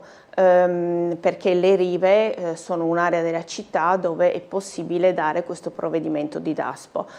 Questi parcheggiatori abusivi sono particolarmente preoccupati, non tanto evidentemente della sanzione, della multa che viene data la prima volta in cui vengono, tra virgolette, beccati, ma del secondo provvedimento, quello che si dà nel caso in cui queste persone siano recidive e quindi ritornino nello stesso punto pur avendo già ricevuto una sanzione per quella fattispecie di reato, e quindi in qualche modo si paventa loro la possibilità del DASPO. Ecco, questo spaventa sicuramente, perché l'allontanamento da un'area della città e quindi l'impossibilità per loro di svolgere quel tipo di attività assolutamente irregolare li spaventa, per cui continueremo a fare questo tipo di servizio in Borghese, perché abbiamo capito che evidentemente è necessario in quella zona. Sono assolutamente d'accordo, si tratta di una situazione veramente spiacevole, perché se una persona si trova a essere là, a essere costretta in qualche modo a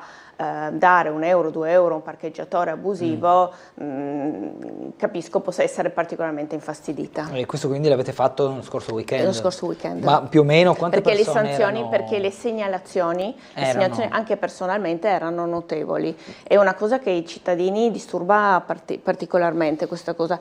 La zona frequentata da questi parcheggiatori abusivi è essenzialmente quella che va da Italy alla stazione, diciamo all'area di fronte a via Genova. Quella parte lì delle rive, specialmente la domenica, in cui non si paga il parcheggio, c'è comunque fame di parcheggi a Trieste, per cui ci sono queste persone che si approfittano ovviamente anche del buon cuore o comunque dell'ingenuità della persona che arriva lì con la macchina. Siamo nell'ordine di quante persone che più o meno esercitano questo tipo di attività? Ma noi ne abbiamo una decina, non so, dico per sì, dire. noi ne abbiamo sanzionati e più o meno 4 sabato e 4 domenica, proprio abbiamo deciso di fare questo lavoro in modo così continuativo su 2 giornate per verificare anche la possibilità di dare questo secondo allontanamento che poi porta al DASPO urbano, e quindi abbiamo visto che c'era qualcuno che reiterava il giorno dopo addirittura nella stessa zona lo stesso comportamento. E quindi alla reiterazione scatta il DASPO. Allora funziona così, uno viene individuato a fare il indicatore di parcheggio, così si chiama dal punto di vista legale questo tipo di illecito, e riceve una sanzione pecuniaria e in più l'obbligo di allontanamento da quell'area per 48 ore. Se viene ritrovato a svolgere nello stesso posto lo stesso comportamento, ad avere nello stesso posto lo stesso comportamento, allora viene raddoppiata la sanzione nei suoi confronti e in più viene nuovamente allontanato e segnalato al questore. A quel punto il questore, se ritiene che ci siano problematiche legate all'ordine e alla sicurezza, può disporre il DASPO. Quindi il DASPO è un provvedimento che viene disposto direttamente dal questore. Diversamente invece da una specie di DASPO, chiamiamolo DASPO lo stesso ma è un provvedimento diverso, che avveniva invece nelle zone rosse, dove qualunque forza dell'ordine, nel momento in cui identificava qualcuno che stava commettendo un illecito e aveva già dei precedenti, poteva direttamente allontanarlo. La velocità dell'allontanamento era la peculiarità della zona rossa. Certo. Altra telefonata, buongiorno. Pronto? Allo, pronto? Evviva, buongiorno. Buongiorno. Con Padre Pio. Prego. Con chi parlo? Noi siamo in studio, siamo Io sono De Gavardo. un'allegra combricola di avventurieri. Prego. Le domande all'assessore? Sì. Prego. Che dico cosa? Una richiesta. Sì. Pronto, sento? Sì, prego. Pronto, posso parlare? Certo. Pronto? Sì, ci dica. No, volevo solo chiedere che ha più dimentichezza che vuol parlare con... Niente, e volevo chiedere che fuori dell'ospedale Maggiore c'è 4 linee di autobus e non c'è neanche una panchina. Fuori dell'ospedale la gente si senta per terra, una roba incredibile. Ok, bus senza Questa panchine. è la prima cosa, no? Sì. Pronto? Sì. Poi delle panchine fuori dell'ospedale Maggiore. 4 linee di autobus e la gente si siede per terra o sulla fontana, là, sulla pietra. Questa è la prima cosa. Okay. La seconda cosa, volevo chiedere che perché sono stati levati i telefonini pubblici, Punto di domanda, è stato un decreto? Cosa è stato? Non so. Ok, va bene. Grazie, Pronto? Grazie, abbiamo capito. Perché Adesso glielo chiediamo. Volevo sapere perché sono stati levati via i telefoni pubblici. Sì, chiaro, molto chiaro. Bene, Assessore, un primo, fermate autobus. Questo zona ospedale Maggiore. lo segnaleremo, non lo sapevo, per cui sicuramente segnalerò alla Trieste Trasporti questa richiesta da parte del cittadino. Per quanto riguarda le cabine telefoniche, credo che non ci sia più un mercato sufficiente da mantenere in piedi la struttura che andava evidentemente pulita, seguita, bisognava fare delle manutenzioni. Ma la scelta lì è, mi pare, del gestore, no? Cioè della Telecom in questo caso, può essere? Confesso che non ho la minima Vabbè. idea, non mi sono posta neanche il Va bene. problema. Ok, comunque sia. Comunque immagino di il sì. gettone rimane vintage però, no? Il per chi gettone l'ha rimane vissuto. vintage. Va bene.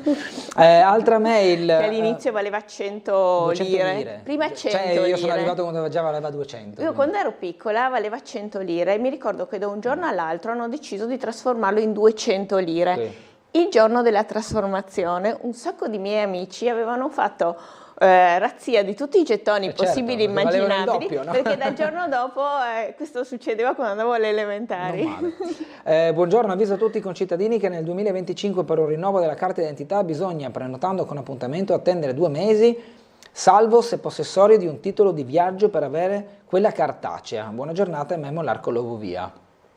Ok, ma in verità sì, forse per quella cartacea vale questo tempo, no, di latenza nei centri civici, perché quelle dell'elettronica è molto più breve l'attesa, insomma. Allora, io credo Almeno che... così io ho l'esperienza della mia carta d'identità elettronica che scadeva. Io ce l'ho anche 2018, elettronica, sinceramente non sapevo neanche che si potesse fare ancora quella cartacea.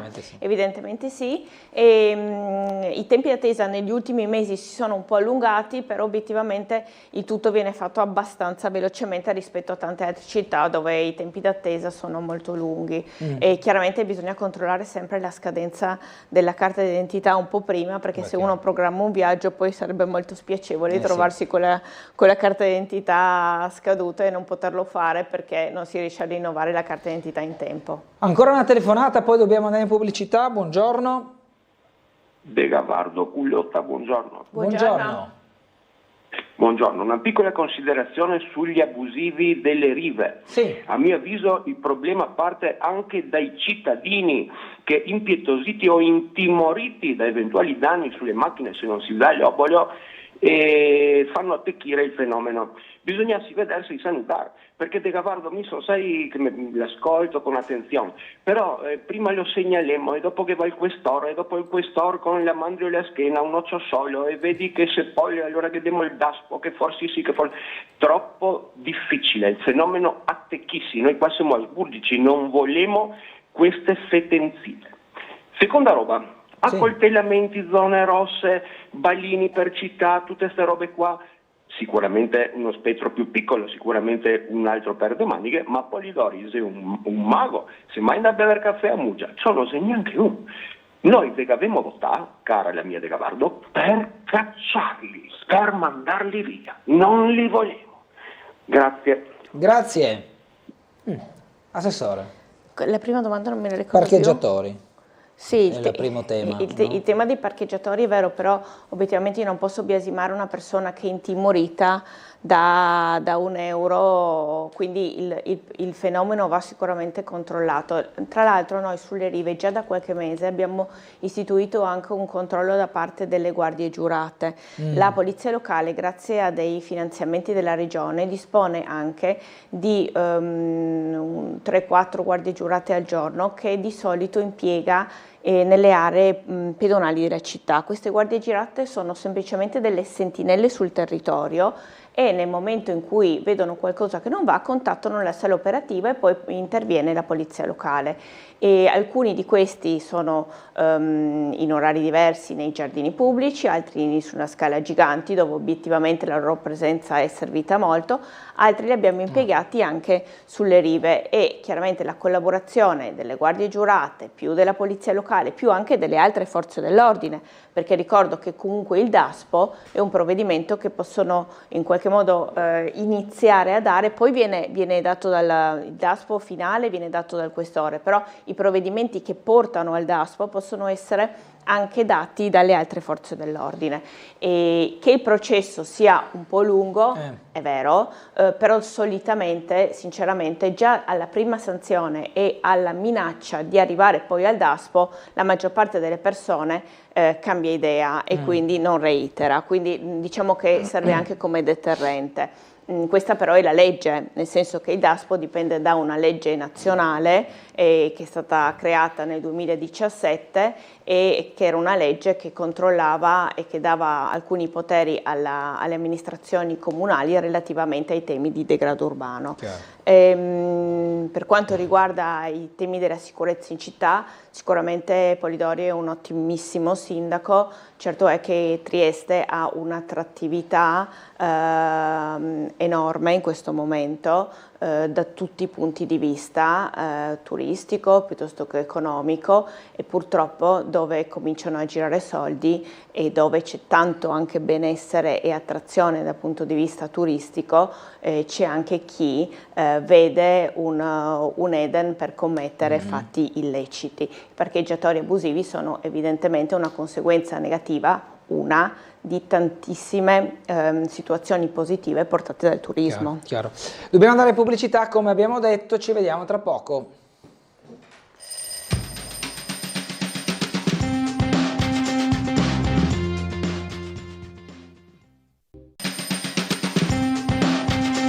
Torniamo in diretta con Sveglia Trieste, 8:36 minuti, lunedì 14 aprile, con l'assessore comunale alla sicurezza e alla polizia locale e alla protezione civile Caterina De Gavardo. Sentiamo una telefonata. Buongiorno. Dottor Gullotta, buongiorno a lei e alla sua ospite, sono Fulvio. Prego. Buongiorno Fulvio. Buongiorno a lei, assessore. Guardi, io chiedo sempre quello ed è preoccupante. Allora possiamo andare oltre, possiamo già skippare. Io ascolto Sveglia Trieste spessissimo e quindi so già. Difatti, ed è preoccupante il fatto che non ricevo mai risposte. Io chiedo semplicemente, non un'opinione o un'idea, chiedo semplicemente cosa dicono le leggi. Perché siamo derubati in base a quanto io leggo. Se sbaglio chiedo scusa. Tirate fuori per favore la 3054. Ma non serve, Fulvio, lo sappiamo, l'abbiamo detto tante volte, Fulvio, l'abbiamo detto tante volte.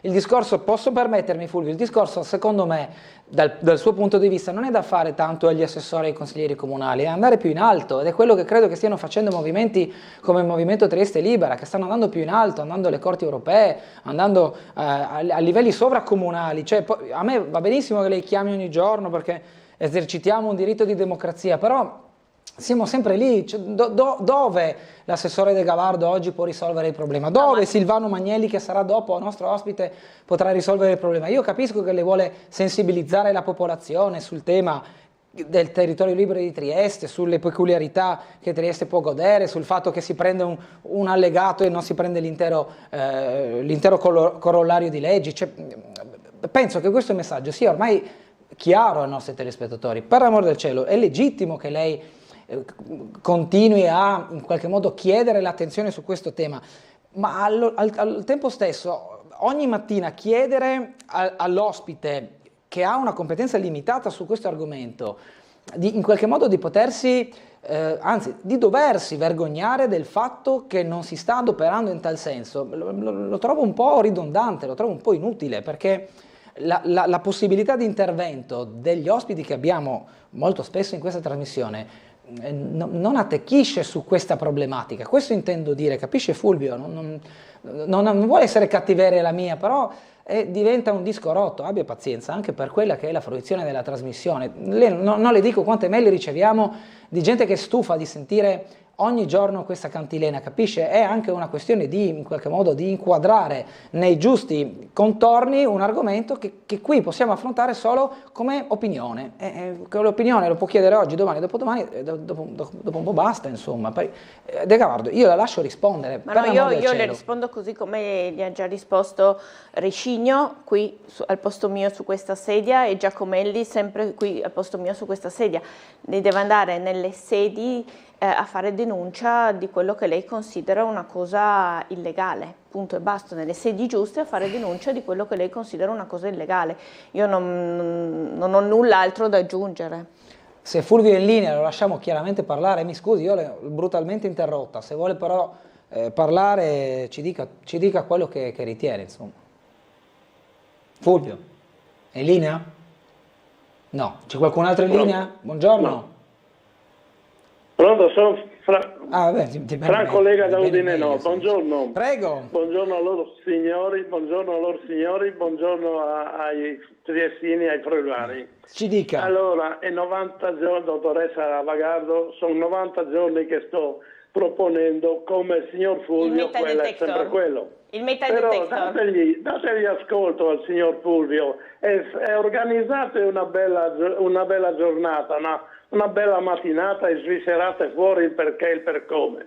E poi la stessa cosa mia, 90 giorni per avere il metal detector in piazza. È stato usato alla risiera di San Saba per tutelare il posteriore dei grandi, delle alte sfere. E perché noi non abbiamo un posteriore nobile in piazza, nelle piazze? Perché non viene usato? Visto che è stato usato, chi l'ha messo e chi non lo vuol mettere adesso? Mi dica il perché, il per come e il nome e cognome di quello che non vuole mettere il metal detector nelle piazze. Possibile. Lei vuole soluzioni competente e subito. Questa qui è subito, ma 90 giorni mi pare che sia E ho chiesto anche a Pulidori, Roberti, Matteoni, eccetera. Tutti hanno detto ma non è compito nostro. Ma chi è compito nostro? Noi ve lo diciamo e voi dovreste portare, perché altrimenti con 1.000 euro al mese questi consiglieri mi pare che non fanno un bel niente, anzi ciulano nel manico. Grazie. Viva, grazie. Metal detector, assessore, lei li adotterebbe come equipaggiamento per magari qualche reparto speciale, non dico per tutta la polizia locale? Sì, ma qualche reparto speciale della polizia locale e mi risulta anche qualche reparto delle forze dell'ordine già ce l'hanno. Ok, quindi è già ordinario in dotazione. Sì. Che reparto? Quello nucleo quelli che evidentemente speciale, si immagino. occupano nel caso di necessità, possono utilizzare, c'è qualche strumento a disposizione di questo tipo qua e nel caso di necessità si può usare. Un'altra mail, mi riallaccio all'ultima telefonata provando in pieno il ragionamento, chiedo anche che mi spieghi come questi abusivi paghino le multe appioppate a loro, per favore non fatemi ridere, scrive Walter, rispetto alla lungaggine della procedura eccetera. Sì, allora e poi il fatto che non le questa pagheranno. è la legge nazionale ovviamente, no? Quindi la legge nazionale prevede una sanzione e poi nel momento in cui uno reitera nello stesso posto entro 48 ore la segnalazione alla questura che poi può disporre del DASPO. Questa è la legge nazionale e quindi così va applicata. Il DASPO però preoccupa parecchio queste persone perché se uno reitera anche dopo che ha preso il DASPO la fattispecie diventa penale e quindi in qualche modo fa curriculum vitae bruciando per esempio anni di condizionale e creando tutta una serie di problematiche a queste persone nel caso in cui abbiano in piedi alcuni provvedimenti di richiesta di permesso di soggiorno o altre cose di questo tipo. Ok, altra telefonata, poi le volevo domandare su questo regolamento di polizia urbana per come si intende modificare anche in vista dell'estate. Buongiorno.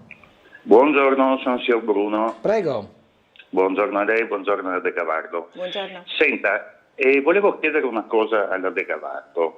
Abbiamo avuto ieri un avvenimento sportivo che purtroppo ne abbiamo 2 soli all'anno.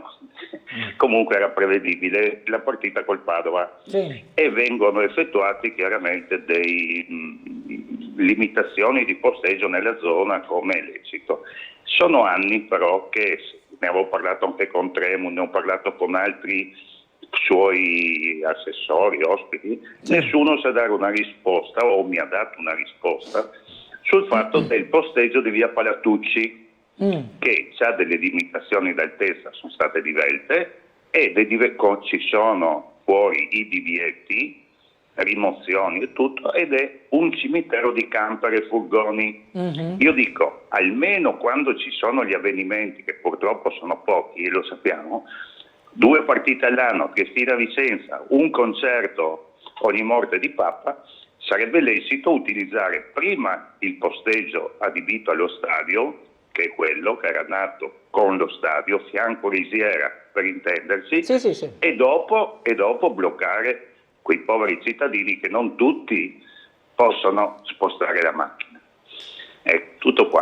E dopo per favore Tele4, tanto c'è l'assessore lì, un DASPO a quel de Udine che siamo ogni giorno, che veramente dovrebbe telefonare a Tele Cerneclons o a Tele Friuli. Posso solo chiederle, prego. Non ho capito una cosa, cioè la sua osservazione era che ci sono dei posti all'interno del parcheggio occupati da macchine abbandonate? Ci sono macchine abbandonate, camper, praticamente il posteggio che è dalla Famila al muro. Lo conosco bene. Ecco, lì è praticamente sempre pieno di camper e furgoni e sono stati tagliati i limitatori d'altezza. Sì. Avevo anche mandato foto anni fa. Sì. Va bene? Sì. Grazie Bruno, grazie. Ok, buona giornata, arrivederci. Si può fare qualcosa a riguardo? Allora, il tema è che se uno lascia la macchina parcheggiata in un parcheggio regolare e pagando tranquillamente l'assicurazione può lasciarla lì per sempre, cioè non ci sono limiti nel parcheggiare in un parcheggio regolare per macchine e o per camper un mezzo se l'assicurazione viene pagata. Nel momento in cui l'assicurazione non viene più pagata, cioè nel momento in cui c'è un controllo da parte della polizia locale sulla targa e in effetti il veicolo risulta non essere revisionato, l'assicurazione non pagata, allora quel veicolo può essere portato via. Oppure se si trova in condizioni tali che può rappresentare un pericolo, può essere che ci sia anche questa postilla. Il tema è sempre quello comunque della manutenzione del veicolo stesso, per cui sulla base di questa osservazione chiederò al nucleo polizia di prossimità della polizia locale che si occupa proprio di questo tema qua, perché veramente sembra incredibile, ma a Trieste ci sono un numero infinito di veicoli abbandonati ovunque e non è un tema di periferia o di centro, sono in tutta la città, la gente si dimentica, oppure purtroppo il titolare della macchina è deceduto, ci sono problemi di eredità, ci sono tantissimi i mezzi abbandonati, però parcheggiati anche regolarmente, però mi rendo perfettamente conto che in una città che ha bisogno anche di parcheggi questo possa cominciare a diventare un problema, però l'attività del nucleo, ci sono delle persone che lavorano solo e soltanto su questo argomento qua, chiederò sicuramente che facciano un giro anche in quel parcheggio lì. Altra telefonata, buongiorno. Pronto, buongiorno, sono Daniela. Prego. So che la sua ospite non si occupa di questo tema, però volevo chiedere, visto che lei è una donna come me, come tante altre donne, e prima di chiamare mi sono informata, ho sentito che taglieranno i fondi alla lotta contro il tumore al seno. A parte che già, diciamo, la sanità è un disastro, perché io ho aspettato, essendo grave, 6 mesi e mezzo per fare una colonoscopia e adesso altri 3 mesi, nonostante la richiesta abbia una priorità, per farmi una gastroscopia perché non sto bene. Volevo sapere innanzitutto cosa ne pensa la donna, e poi, visto che parla anche della sicurezza, io avevo telefonato tempo fa perché io abito in via Puschi e naturalmente sulla riva dove non si deve posteggiare ci sono sempre posteggiate macchine e già c'è poca visibilità. Qua però le macchine continuano a essere posteggiate a varie ore del giorno, magari si viene in un momento dove macchine non ci sono, ma si viene in un momento in cui le macchine ci sono, e quando questo tempo, tipo quando piove, è pericoloso lasciarle là perché si può fare un incidente. Non ho visto passare nessuno, non ho visto nessuno venire per mettere una multa, magari se prende qualcuno una multa, la volta dopo le macchine non posteggiano più. Ecco, questi ho lanciato 2 argomenti assieme perché volevo comunque 2 risposte, se può darmele. Grazie a lei, prego Assessore. Allora, sul primo non posso dire altro che credo che la prevenzione sia fondamentale, quindi è importantissimo che ci siano fondi a disposizione della cittadinanza per tutti quegli esami di prevenzione legate a ogni tipo di patologia. Per quanto riguarda invece la via Puschi, nel momento in cui farò un giro chiederò di fare un giro alla pattuglia per il parcheggio fianco Risiera, chiederò anche di fare un monitoraggio della problematica che la cittadina evidenzia in quella via che è lì attaccata, perché se non sbaglio è poco più in alto, di fronte all'ingresso dello stadio, per queste macchine in sosta vietata. Dunque, il regolamento della polizia urbana, c'è questa proposta di modifica, le chiedo come nasce e che cosa prevede. Allora, proprio per poter utilizzare il DASPO anche all'interno delle aree del Porto Vecchio. Il Porto Vecchio fino adesso era una parte della città in cui non si poteva entrare, adesso è utilizzatissima dai triestini che ci vanno a correre, ci vanno in bici e comunque amano molto passeggiare all'interno della nuova bretella di Porto Vecchio, ma si appresta a diventare un attrattore enorme di triestini, ma anche di turisti. Ha dei contenitori museali importanti, al centro congressi, avrà anche 2 grandissimi parcheggi, per cui sarà molto molto frequentato. Su proposta del sindaco stiamo valutando come fare per ampliare la zona DASPO, quindi la possibilità di utilizzare questo tipo di provvedimento anche all'interno del Porto Vecchio. Attualmente questo provvedimento non può essere utilizzato nel Porto Vecchio. Ricordo che questo provvedimento DASPO si dà per i parcheggiatori abusivi, ma si può dare anche nel caso di tutta una serie di altri illeciti amministrativi che vanno dal bivacco all'ubriachezza manifesta, agli atti osceni in luogo pubblico. Ci sono tantissime le fattispecie di illecito amministrativo a cui si può arrivare, a causa delle quali si può arrivare anche al DASPO, e l'idea del sindaco appunto è fare una modifica del regolamento di polizia urbana per poter applicare questi provvedimenti anche all'interno di questa zona.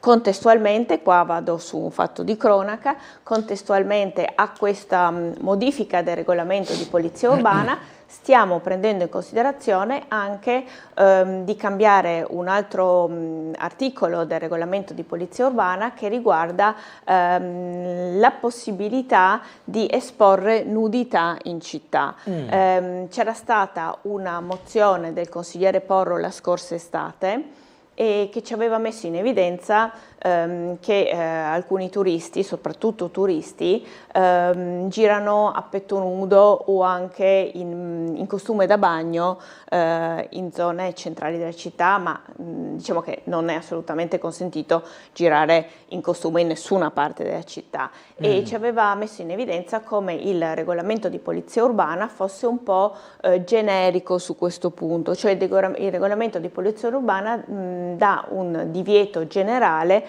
all'esporre nudità. Nudità è un concetto un po' così, nel senso petto nudo potrebbe anche non essere considerato un esporre nudità, per cui proprio in occasione di questa variazione del regolamento di polizia urbana richiesta dal sindaco per l'ampliamento del DASPO stiamo facendo delle valutazioni se è possibile correggere in qualche modo, essere un po' più specifici su questo argomento su suggerimento del consigliere Porro. Ma secondo questo principio non si potrebbe andare neanche a Barcola? Infatti, esatto, no? L'osservazione è assolutamente pertinente e bisogna appunto fare una riflessione per delimitare bene l'articolo e specificare bene cosa si può e cosa non si può fare e soprattutto dove, perché noi siamo così, abbiamo questa usanza, questa particolarità tutti, perché io per prima di andare al mare a Barcolo e quindi di stare su un marciapiede in costume e fattispecie che magari in altre città non esiste, qui esiste, quindi non possiamo limitare chiaramente quello che è un diritto della cittadinanza, per cui se vogliamo apportare delle modifiche a questo punto del regolamento di polizia urbana dobbiamo farlo bene e dobbiamo farlo in modo tale da non togliere nessun tipo di diritto acquisito alla cittadinanza. Quindi in pratica si cerca di andare a colpire tutta quella serie di situazioni dove il turista o anche il residente, diciamo che si trova forse non in costume in Corso Italia. Esatto, forse non sarebbe neanche necessario, perché insomma il buon gusto da una parte e l'educazione civica dall'altra dovrebbero in qualche modo già frenare chiunque dal stare in mutande e pareo in Corso Italia. Però abbiamo visto come non ci si possa fidare solo del buon senso, molte telefonate ce lo testimoniano. Quindi. Evidentemente non è così, e l'osservazione ancora della scorsa estate del consigliere Porro in previsione della prossima stagione estiva ci fa riflettere anche su questa possibilità di modifica del regolamento di polizia urbana. Quindi si può modificare senza toccare, diciamo, l'abitudine diciamo barcolana, sì, perché alla fine è un po' tutto, no? Sì, Dalla pineta assolutamente fino al sì, assolutamente sì, si può modificare, e ricordo solo che ogni modifica del regolamento di polizia urbana va discussa in giunta, discussa poi in tutte le circoscrizioni, discussa in commissione, ridiscussa in giunta e poi approvata dal Consiglio Comunale. Quindi l'iter non è un iter veloce e nemmeno un iter che può in qualche modo, questa decisione non può essere presa dall'assessore, deve essere collegialmente il Consiglio Comunale che valuta ogni tipo di variazione, sentite anche di circoscrizione, al regolamento di polizia urbana. La domanda solo se questo iter è già cominciato? No. E quale sarà la tempistica?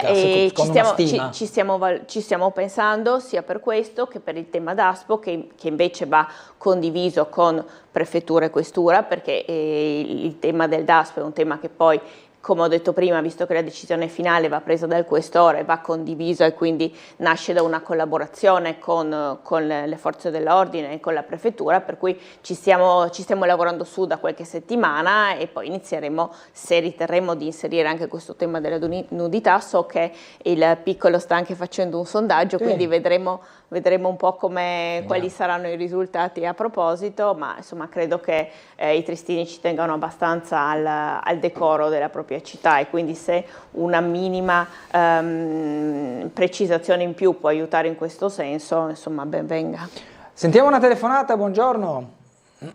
Poi volevo fare 3 segnalazioni. Una, giusto che ho sentito prima parlare di altimetri, e gli altimetri di via San Marco sono sempre buttati sopra, non funzionano.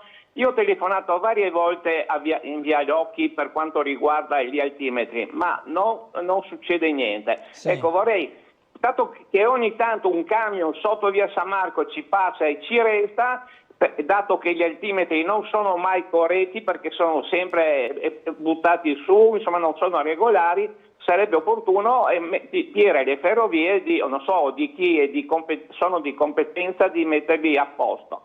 Poi volevo dire, ma si possono tirare via quei 2 tronconi di rotaia in piazza Casali che danno fastidio e sono pericolosi, che sono proprio in curva, e non si riesce a tirarli fuori? Io sono anni che parlo con tutti i consiglieri, ultimamente anche con il Marcello Mesao, però non si riesce a fare niente. Vogliamo tirare via quelle 2 rotaie che sono pericolose in piazza Casali, Santa Madonna.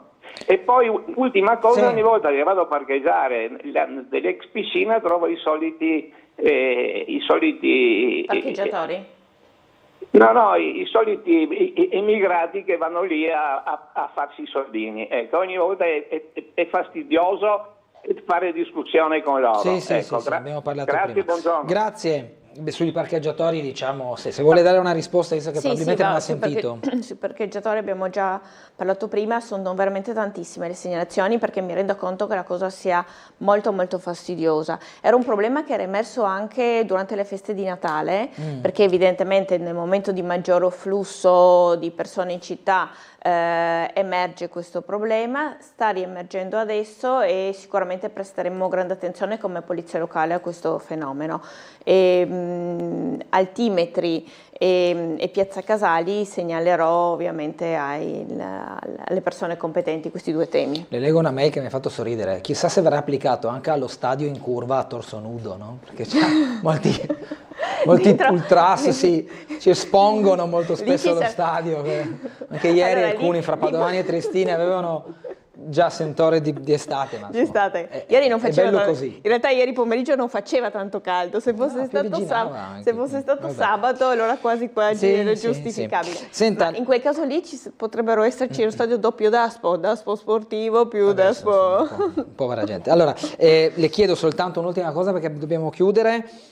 Tante attività della polizia locale si sono concentrate sulle scuole. Tantissime, devo dire la verità, forse mai come quest'anno scolastico l'impegno della polizia locale nelle scuole, e impegno che tra l'altro richiede anche una grandissima organizzazione a livello di turnazioni, perché gli operatori che vanno nelle scuole sono gli stessi che magari la mattina o il pomeriggio successivo sono a fare il loro lavoro in strada. Queste sono attività in più che la polizia locale fa, magari nelle ore libere o nelle ore di permesso, ma io credo che sia fondamentale andare nelle scuole della nostra città per fare soprattutto prevenzione, per mettere in guardia i ragazzi. 2 sono le tematiche in particolare che abbiamo affrontato quest'anno. Da una parte l'educazione stradale, abbiamo fatto tantissime mattinate al Magazzino 26 con praticamente tutti gli istituti superiori di Trieste, e ringrazio l'assessore Rosse che ci ha dato la disponibilità del Magazzino 26, della sala Luttazzi, in cui abbiamo raccolto quasi ogni mercoledì un insieme di quarte di tutte le scuole superiori triestine. Abbiamo fatto delle piacevolissime chiacchierate con i ragazzi, partendo da casi pratici, da incidenti avvenuti nella nostra città, per arrivare poi a parlare di prevenzione, mettendoli in guardia su quelli che sono i grossissimi rischi derivanti dalla distrazione, dall'utilizzo del cellulare alla guida, dall'uso e l'abuso di sostanze di alcol o di sostanze psicoattive e che possono veramente avere degli effetti bruttissimi sulla vita nostra, cioè di chi guida, ma anche magari del passante che sta attraversando in quel momento. E poi abbiamo fatto anche delle lezioni di autodifesa, lezioni che inizialmente erano concentrati in istituti, venivano richieste da istituti dove c'erano tante ragazze, adesso invece sono state richieste da tantissimi istituti anche a prevalenza maschile. Ricordo per esempio il Nautico, una delle ultime scuole dove siamo stati presenti. Anche lì noi parliamo di prevenzione, parliamo di come evitare le situazioni di rischio. Diamo qualche minima tecnica anche di autodifesa, ma cerchiamo di spiegare ai ragazzi che non bisogna girare con il cappuccio in testa, con le cuffiette nelle orecchie, perché bisogna essere sempre molto attenti a ciò che accade attorno a noi e soprattutto insegniamo loro a scappare nel modo più veloce possibile dalle situazioni di rischio. Grazie all'assessore De Gavardo che è stata con noi questa mattina, buona giornata e buon lavoro. Grazie a voi. Pubblicità, a tra poco con Silvano Magnelli del Partito Democratico.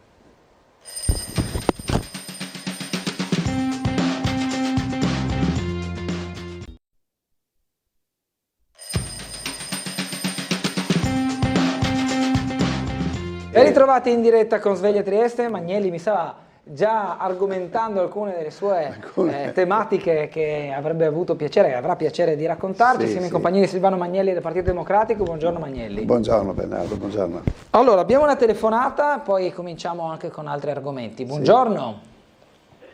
Dunque, buona giornata, caro dottor Bernardo. Buongiorno a lei. Ero presente al suo primo giorno di lavoro. Vero. Lei è diventato bravissimo e non è piaggeria, la penso così. Grazie, lei è gentilissimo. Un affettuoso saluto all'amico professore Silvano Magnelli. Sono Claudio Visentini. Buongiorno Claudio, buongiorno. Grazie. Buongiorno carissimi tutti e due. Come mi permetta Bernardo, un saluto a un caro amico di Sveglia Trieste, lo squisito signor Oscar, sentito questa mattina, che ho avuto l'onore di conoscere recentemente e che interviene qui sempre con pillole di saggezza. Ecco, faccio cortese domanda al Presidente del PD, più d'una, se si può occupare che anche i disabili possono raggiungere il sagrato di San Giusto in carrozzella dal parco di San Giusto. Poi sia attivato l'ascensore di Santa Maria Maggiore che porti alla chiesa, partendo dal via Teatro Romano, togliendo così a disabili, anziani e turisti il disagio della rapida scalinata che porta al santuario. Infine, che si studi un modo per dotare la casa di riposo Casa Bartoli, magari con una scala mobile, visto che recentemente l'assessore Tognoli ha detto che ci sono difficoltà per l'ascensore interno. Sì. Ancora infine un accenno alla Triestina. Sì. Mentre l'allenatore Attilio Tessere e i giocatori fanno il loro dovere, la società, se non onora i pagamenti entro mercoledì, si rischia altri punti di penalizzazione. Sì. Sarebbe la fine. Noi sportivi si deve sempre soffrire. Grazie per le risposte e buon lavoro. Grazie Claudio, gentilissimo come sempre. Come sempre. Sì. Magnelli, se vuole rispondere, diciamo che di fondo il tema è quello dell'abbattimento delle barriere architettoniche. Prima cosa va ringraziato Claudio Visentini perché tira fuori sempre questi temi di grande umanità. Ecco, quindi aver focalizzato il suo pensiero, la sua proposta sulle persone disabili, le persone che hanno difficoltà di movimento perché possono raggiungere appunto la chiesa di Santa Maria Maggiore oppure il sagrato di San Giusto, è qualcosa di molto bello. No, per quanto riguarda la soluzione di questo problema, evidentemente devo dire che appunto bisogna rivolgersi al Comune. Certo. Il Comune oggi è retto da un sindaco regolarmente eletto, c'è una maggioranza che lo sostiene, quindi le prime raccomandazioni vanno fatte a lui, garbatamente. So che anche Claudio Visentini c'ha un buon rapporto con il sindaco e del resto è giusto che parta tutto da lì.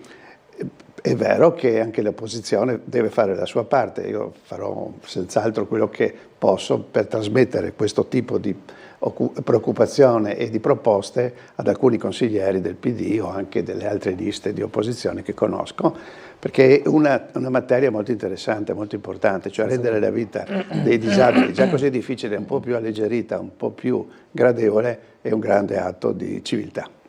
Abbiamo ancora una telefonata, buongiorno. Buongiorno. Prego.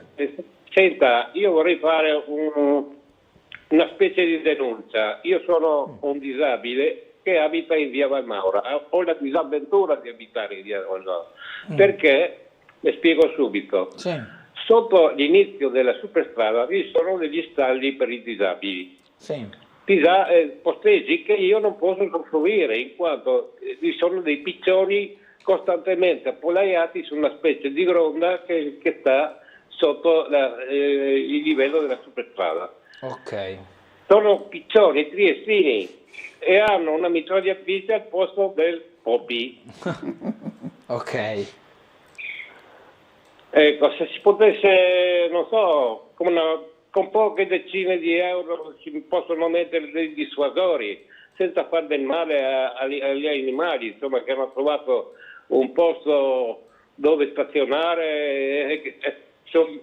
Cercate di capirmi, grazie. Certo, stiamo guardando anche le immagini dei lampioni con i piccioni che si sono appostati sopra, anche dei gabbiani. Siamo vicini di casa perché anch'io abito a Valmaura e conosco bene questa zona, capisco bene che ci sono dei disagi urbanistici evidenti, insomma, no? È una zona... Un po' più avanti sulla sinistra. Un po' più avanti sulla sinistra, ok. Ecco, subito là, se gira sulla sinistra, io abito lì, in quella casa, in quel caseggiato. Ok. Questa zona qua, quindi, subito sotto il cavalcavia. Sì, esattamente. Ok, sì, sto cercando di scandagliare un po' tutta la zona. Abbiamo visto che c'è un stallo per i disabili. Un po' più indietro di là, in questa zona. Sì, ma comunque gli stalli sono anche là. Sì. Solo che le macchine non posteggiano. Ah, ok. Ecco, ancora un po' più avanti, no, non da quella parte, più indietro, dai, perché salta adesso di qua. Ok, adesso vado anche oltre, dove c'è la via, così si vede un po' meglio. Quello c'è un posteggio, però è sicuro. Sì. Vabbè, questa è la zona, insomma, per intenderci. Sulla sinistra, proprio sotto quegli stadi della superstrada. Sì. Ecco, là sotto, là. Ok. Quindi dalla parte opposta, diciamo, dove ero io. Dalla parte opposta di dove ha fatto vedere. Ah, ok, va bene. Allora, li guardiamo da qua. Più o meno questa zona qua, immagino. Sì, esatto. Bene, allora, grazie intanto della segnalazione. Beh, si può fare, grazie a lei. E spero che dopo tanti anni, insomma, qualcuno riesca a metterci in mano. Certamente. La ringrazio, grazie, buona giornata. Buon lavoro. Beh, allora, con la questione di disabilità che aveva sollevato Visintin, può allegare anche questa la richiesta magari di interessamento da parte di qualche consigliere comunale che può eventualmente farsi avanti e fare delle proposte. Mi diceva prima durante la pubblicità, mi scusi, l'avevo interrotta perché abbiamo cominciato la diretta un po' così all'improvviso, fra le tematiche che lei oggi voleva rappresentare. Mi avevano colpito due cose che sono di questi giorni qui. La prima è stata durante la serata del Giubileo dei giovani in cattedrale. Alcuni giovani messi insieme dalla Chiesa e dal Vescovo Enrico hanno proposto a nome di tutti una giornata per il volontariato della città di Trieste, cioè una giornata dedicata a tutti i volontari che a Trieste operano e si sono accorti tantissimi. È una piacevole sorpresa di tante persone che in nome della fede o in nome anche di una semplice grande voglia di umanità si danno da fare in qualche modo. E questa giornata sarebbe il 4 ottobre, hanno già fissato il 4 ottobre nel castello di San Giusto, su una giornata molto particolare che mette la città di fronte alle cose belle che si fanno e che di cui di solito non si parla. Un'altra iniziativa di questi giorni è appunto Fare Centro, un progetto della comunità di San Martino al Campo con i Salesiani, con la Banca Intesa San Paolo, in cui si seguiranno un centinaio di ragazzi con disagi o problematiche varie nell'oratorio appunto dei Salesiani insieme a tutti questi educatori, e viene fuori l'aspetto dell'insieme, che oggi è la parola magica che può aiutare le persone a vivere, specialmente se sono in difficoltà, mentre l'isolamento è la parola tragica che crea tanti problemi. Altra telefonata, poi pubblicità, buongiorno. Buongiorno, sono Giulio. Ci dica. Buongiorno a tutti. Buongiorno a lei, Giulio. Volevo Grazie, intervenire prima con la signora De Gavardo, ma non sono riuscito a prendere la linea. Mi dispiace. Il problema è questo. Prego. Io sono anziano, ho 86 anni, uso molto l'autobus. Sì. Alle fermate dell'autobus, parlo nella zona di Roiano, dove abito io, delle fermate di Via Santa Teresa, c'è il bar, là, c'è anche le altre. Quello sono sempre macchine posteggiate e gli autobus devono fermare lontano. Per me è difficile scendere o salire secondo dove devo andare. Lo stesso vale davanti alla banca in via Barbariga.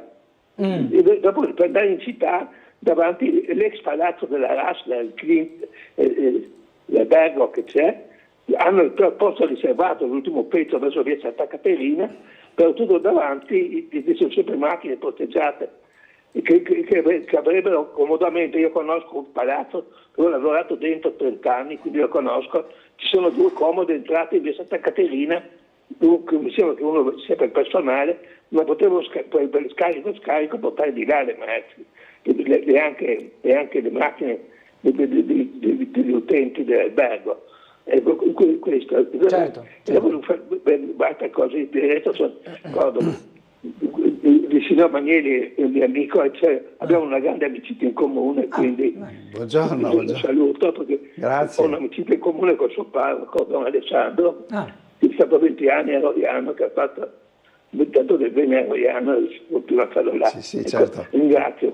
Grazie a lei. Allora, qua facciamo vedere via Barbariga, la fermata dell'autobus, neanche a farlo apposta, anche la macchina del Google Maps ha pescato un'auto che stazionava proprio sulla fermata del bus davanti alla banca in via Barbariga. Poi ci sono altre situazioni in giro per il Rione, ma poi il riferimento era anche in via Santa Caterina, vicino all'albergo Hilton, dove anche là la fermata dell'autobus è ostacolata in via Mazzini da mezzi pesanti, furgoncini, auto di servizio, perché il transito, come sappiamo, in via Mazzini è vietato la circolazione privata.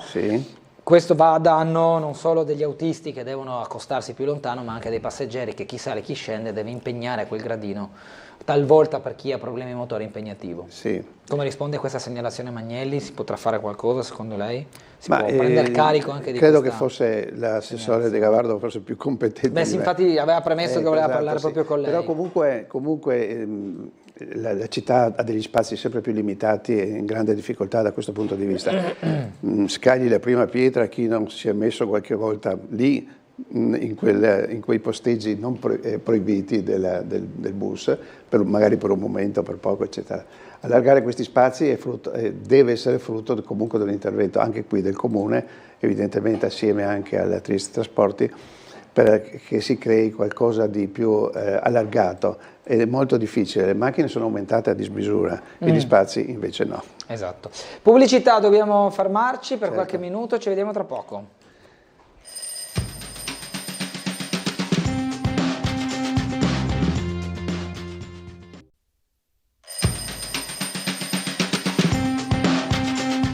Torniamo in diretta con Sveglia Trieste in compagnia di Silvano Magnelli del Partito Democratico. Una mail dice: non essendo stato per voi possibile trattare il mio quesito in diretta con l'assessore De Gavardo, vi chiedo cortesemente se potete girare la mia mail all'assessore per una sua cortese risposta. Il problema è la chiusura di un tratto di strada in via dell'Eremo. La chiusura di una porzione di via dell'Eremo effettuata con cartellonistica, a mio avviso inutile, con inutile duplicazione in entrambi i sensi, scrive Dario. Allora gireremo con tanto di foto questa mail all'assessore De Gavardo, così magari prende conoscenza della situazione. Un'altra mail: buongiorno, mi sembra che nella sua ultima comparsa a Tele4 l'ospite su specifica domanda ha detto di non sapere che l'isolamento degli edifici sottoposti a efficientamento energetico 110% è composto da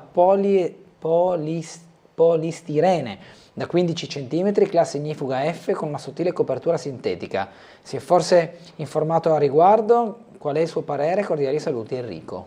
Molto tecnico come Sì, tipo molto di tecnico, sinceramente intervento. mi trovo impreparato, non ricordo nulla di tutto questo Ok. e non conosco l'argomento, per cui mi astengo da qualsiasi Va bene. considerazione. Però questo problema del nuovo regolamento di polizia urbana, secondo riguarda più turisti che triestini, ci si adegua al peggio, purtroppo non c'è mai fine. Buona giornata e buon lavoro. Allora, prima con l'assessore De Gavardo abbiamo parlato di questa proposta di modifica del regolamento della polizia urbana che intende andare a dare una stretta a tutte quelle persone, in particolare turisti, ci è stato riferito, che girano a torso nudo in città, che vanno in giro in costume, che utilizzano, diciamo, il centro cittadino come se fosse un lungomare di Rimini o di Riccione.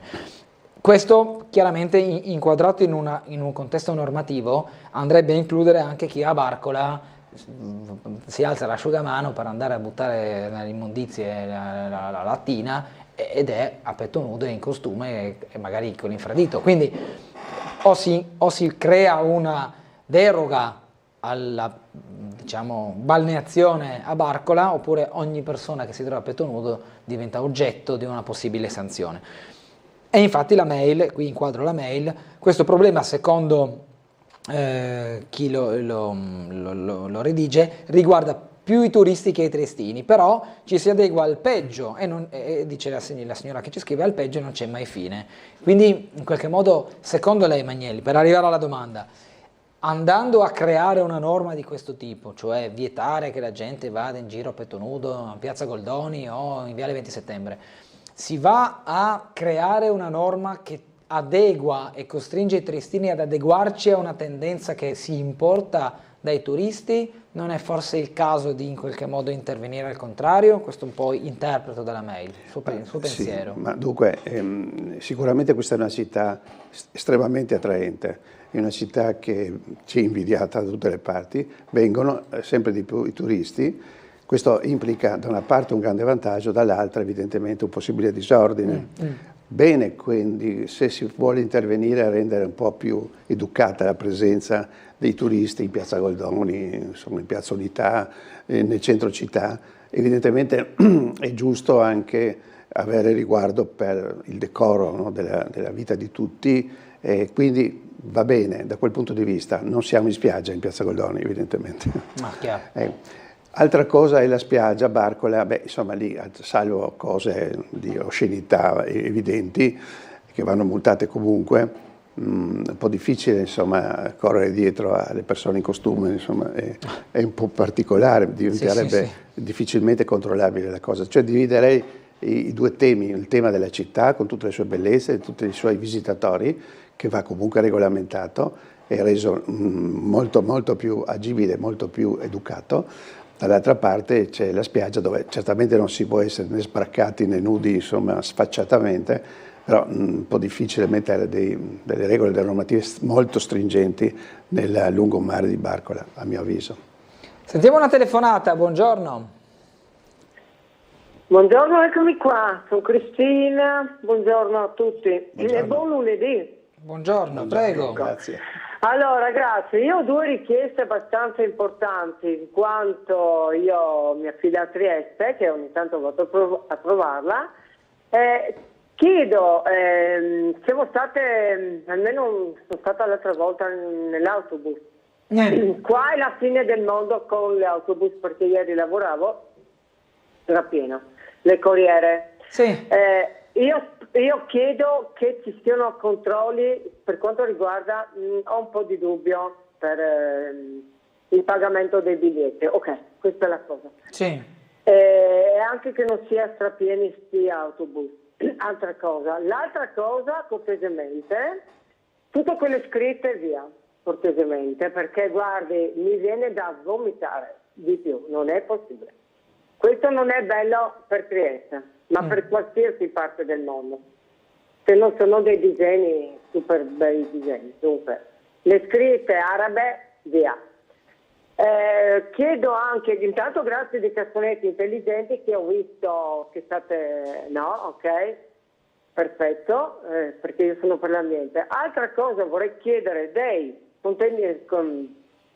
distributori, sa com'è, no? Per quanto riguarda le visite che uno a velocità non può stare lì al bar, ecco questo. questi distributori di bibite o sigarette, insomma, che insomma, abbiamo tutto, signori miei, ecco, che facciamo tutte queste cose, insomma. Io chiedo cortesemente se c'è questa possibilità, ben venga, insomma, comunque quello che ci tengo di più, queste benedette scritte che... Ma le scritte dove? Sui muri, signora? Vicino alla COP dove abita mia figlia, insomma, quelle zone lì. Ma sui muri? Soprattutto. Scritte sui muri? Prego? Le scritte, lei dice scritte sui muri? Ma assolutamente sui muri, si guardi una roba, Molto chiaro. Grazie Cristina, Perfetto. controlli dei biglietti dell'autobus, le scritte sui muri, i bidoni intelligenti, grazie. Grazie, e i bidoni intelligenti mi sono perso qualcosa, ma insomma è tutto abbastanza chiaro, cioè ha a che fare con la vita di ogni giorno. Con la vita di ogni giorno. Ma comunque certamente vanno segnalate anche queste forme così. Ah sì, distributori automatici, sì. Prego? Sì, l'ultimo dettaglio era sui distributori di bevande. Ecco, sì. Ce ne sono in giro per città, insomma. Sì. No, ma voglio dire solo una cosa, che sì, è vero, a volte i bus sono molto affollati, è vero, ci sono anche delle situazioni così molto scomode. Posso dire però, francamente, avendo visto anche altre città, che siamo serviti molto bene. Sì, siamo serviti abbiamo un servizio di bus puntuale, no? Sistematico, con anche bravi autisti, perché si trovano di fronte a degli spazi ristretti, a una circolazione forsennata, per cui ecco, lamentarci dei bus che sono diventati sempre più indispensabili. Ormai siamo tutti sempre più disposti a lasciare la macchina e a camminare e a prendere i bus, che ci sono. Poi per quanto riguarda le scritte sui muri sono incivili, sono brutte, questo è difficile anche impedirlo, insomma, più di tanto. Chiaro. Le faccio vedere una vignetta di Marco Inglaro che riguarda il terzo mandato. Forse in Regione si potrà fare il terzo mandato, sa quante volte in cuor mio dico già mandati tutti ho visto. E puntini di sospensione. E la decisione del terzo mandato in Friuli Venezia Giulia spetterà al Consiglio regionale. Il Presidente Federica ha anche detto, lui sarebbe... Sì, perché c'è una deroga perché virtuale. c'è la specialità che lo consente. Specialità che lo il Presidente Federica ha detto sì. a me piacerebbe potermi rioccupare della mia regione. Sì. Secondo lei, Magnelli, così a bruciapelo, l'idea di aprire al terzo mandato, a prescindere che poi l'iter sia diverso fra regioni ordinarie e regioni speciali, ma il concetto del terzo mandato lei lo condivide oppure no? Assolutamente no. Come mai? No, personalmente non condivido questo terzo mandato, mi sembra che proprio perché anche siamo dentro una democrazia, la democrazia è fatta di continui cambi, di continui dialoghi, di continue aperture, di nuove responsabilità, di nuovi ingressi anche, no? Cioè largo ai giovani, largo a quelli che non sono mai entrati, ecco, lasciare spazio, perché evidentemente la figura dell'unico presidente che si perpetua di volta in volta diventa anche abbastanza così ripetitiva, stucchevole, non porta nulla di nuovo. Io penso proprio che non sia il caso, lo dico per Federica, lo dico per tutti gli altri, anche per gente brava come Zaia per esempio, no? Che è sicuramente un bravo governatore, ma anche per De Luca, per dirne una che comunque è popolare e anche ha i suoi meriti, oltre alle sue particolarità comiche, ma anche i suoi meriti. Per cui lo dico proprio in generale, mi sembra giusto dopo 2 mandati lasciare. Dobbiamo andare nuovamente in pubblicità, ci fermiamo ancora per l'ultima volta, ci vediamo tra poco. Bene.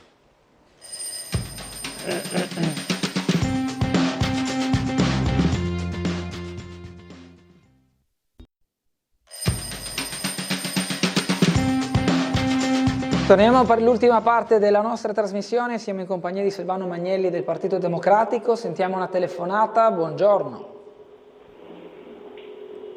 Pronto? Buongiorno. C'è un sottofondo di qualcuno o qualcosa, ma non abbiamo feedback. Magnelli, abbiamo parlato prima con l'assessore De Gavardo di diverse situazioni che hanno a che fare con la sicurezza in città, con anche gli episodi che hanno decretato poi da gennaio a marzo le zone rosse e via discorrendo. Violenze che hanno a che fare tanto con una componente extracomunitaria quanto con una componente locale, o se non è locale è comunque radicata. Fra questi tanti giovani, più volte fra Trieste e Muggia dall'anno scorso a quest'anno abbiamo trattato argomenti relativi a risse o a pestaggi o anche sfide fra ragazzi soprattutto giovanissimi che sono ancora in età scolastica, ed è una dinamica preoccupante. Sì, certamente. Penso che si siano accorti in tanti che non vado via di qua senza parlare dei giovani, perché sono stati, diciamo, un oggetto di grande interesse per me come educatore, come insegnante. E siamo molto preoccupati, ma questi segnali però arrivavano da tanto tempo. Io ricordo gli ultimi anni, ho fatto anche il preside, e c'erano già forti preoccupazioni, ragazzi e ragazze che si aspettavano fuori di scuola, proprio mi venivano segnalate delle zuffe, quella volta abbastanza innocue, innocenti, tutto sommato, ma comunque segnali di un disagio, di una difficoltà. Le cose poi sono aumentate e fra l'altro l'ordine degli psichiatri dice sono cresciuti questi problemi incredibilmente da quando hanno spopolato gli smartphone tra i giovani, perché sì, questo è proprio il presidente dell'ordine dei psichiatri, dice è cominciato il disagio circa 12-13 anni fa, quando c'è stato questo mercato libero e di grande popolarità. I giovani hanno avuto accesso facile e poi facilmente sanno usarli molto bene, ecco, è il loro ambiente, però questo ha cominciato a isolarli e a creare delle forme di dipendenza di cui adesso ci stiamo accorgendo e a cui vogliamo porre riparo. Quella è stata la prima fase. La seconda fase la conosciamo, il Covid, no? Il Covid che ha creato tanta preoccupazione, tanto isolamento, no? Ecco, e poi c'è comunque un'atmosfera generale attorno alle nostre società che non danno ai giovani il senso di un futuro, di una speranza. Ecco, io ricordo che le generazioni giovanili di quel tempo che fu erano pieni di speranza, ecco, con tante difficoltà anche quella volta, ma pieni di speranza. Ecco, adesso è stata messa veramente a suo quadro la speranza dei più giovani.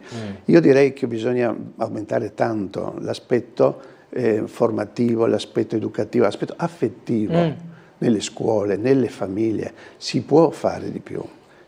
Stanno venendo fuori dei film, sono venuti fuori in questi giorni, come La vita da grandi, no? Molto bello, di Greta Scarone con la Matilde De Angelis, in cui si parla di una sorella e di un fratello, lui è autistico, e la sorella che scopre l'importanza di avere un fratello così, il dono di avere un fratello così, e si mette in gioco. Pure gli sguardi, lo sguardo, non mi ricordo il titolo,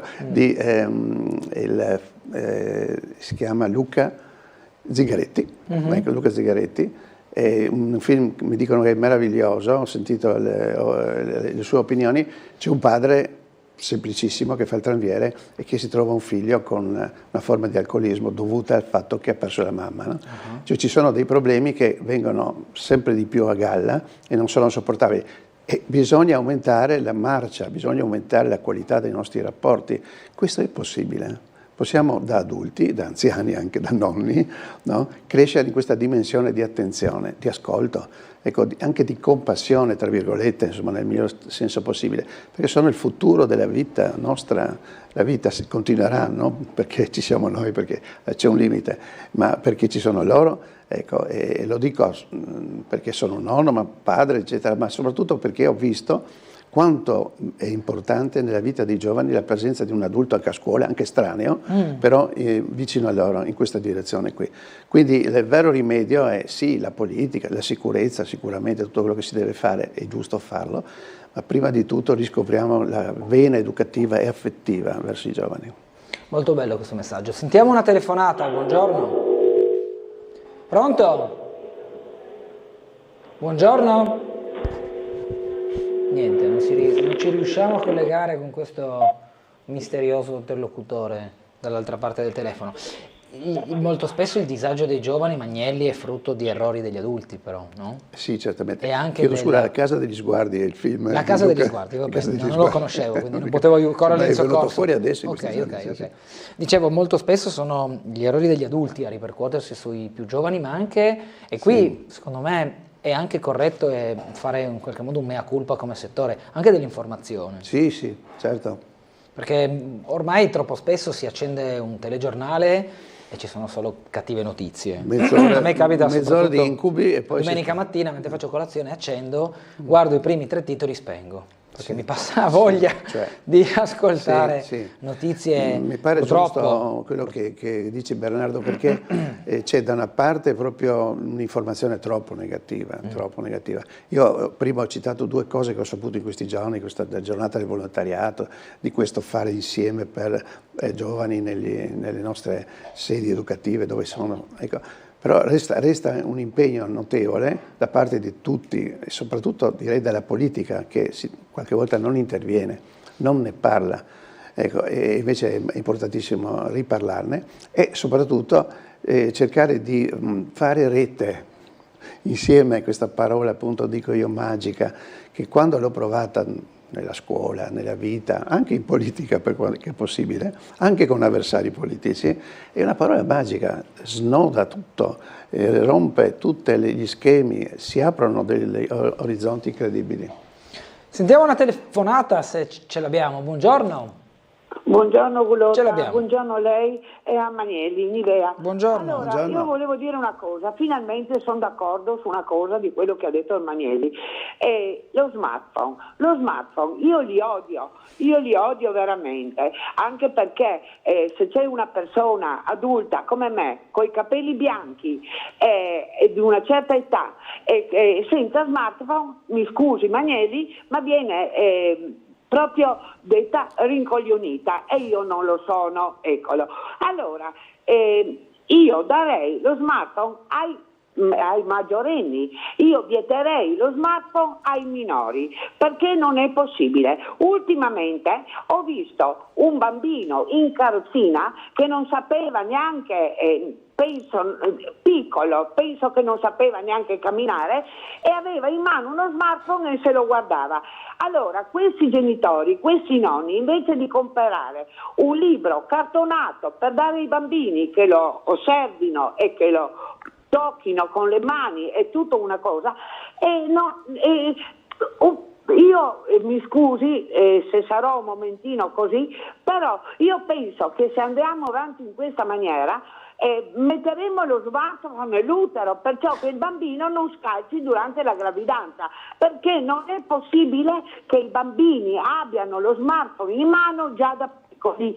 Ecco, veramente lei dà il colpa anche al Covid, ma noi adulti durante il Covid non facevamo niente, neanche, eppure abbiamo subito la guerra, io non ho subito la guerra perché sono nata nel 47, ma mi ricordo che c'era tanta miseria, eppure siamo cresciuti diritti, onesti e senza smartphone.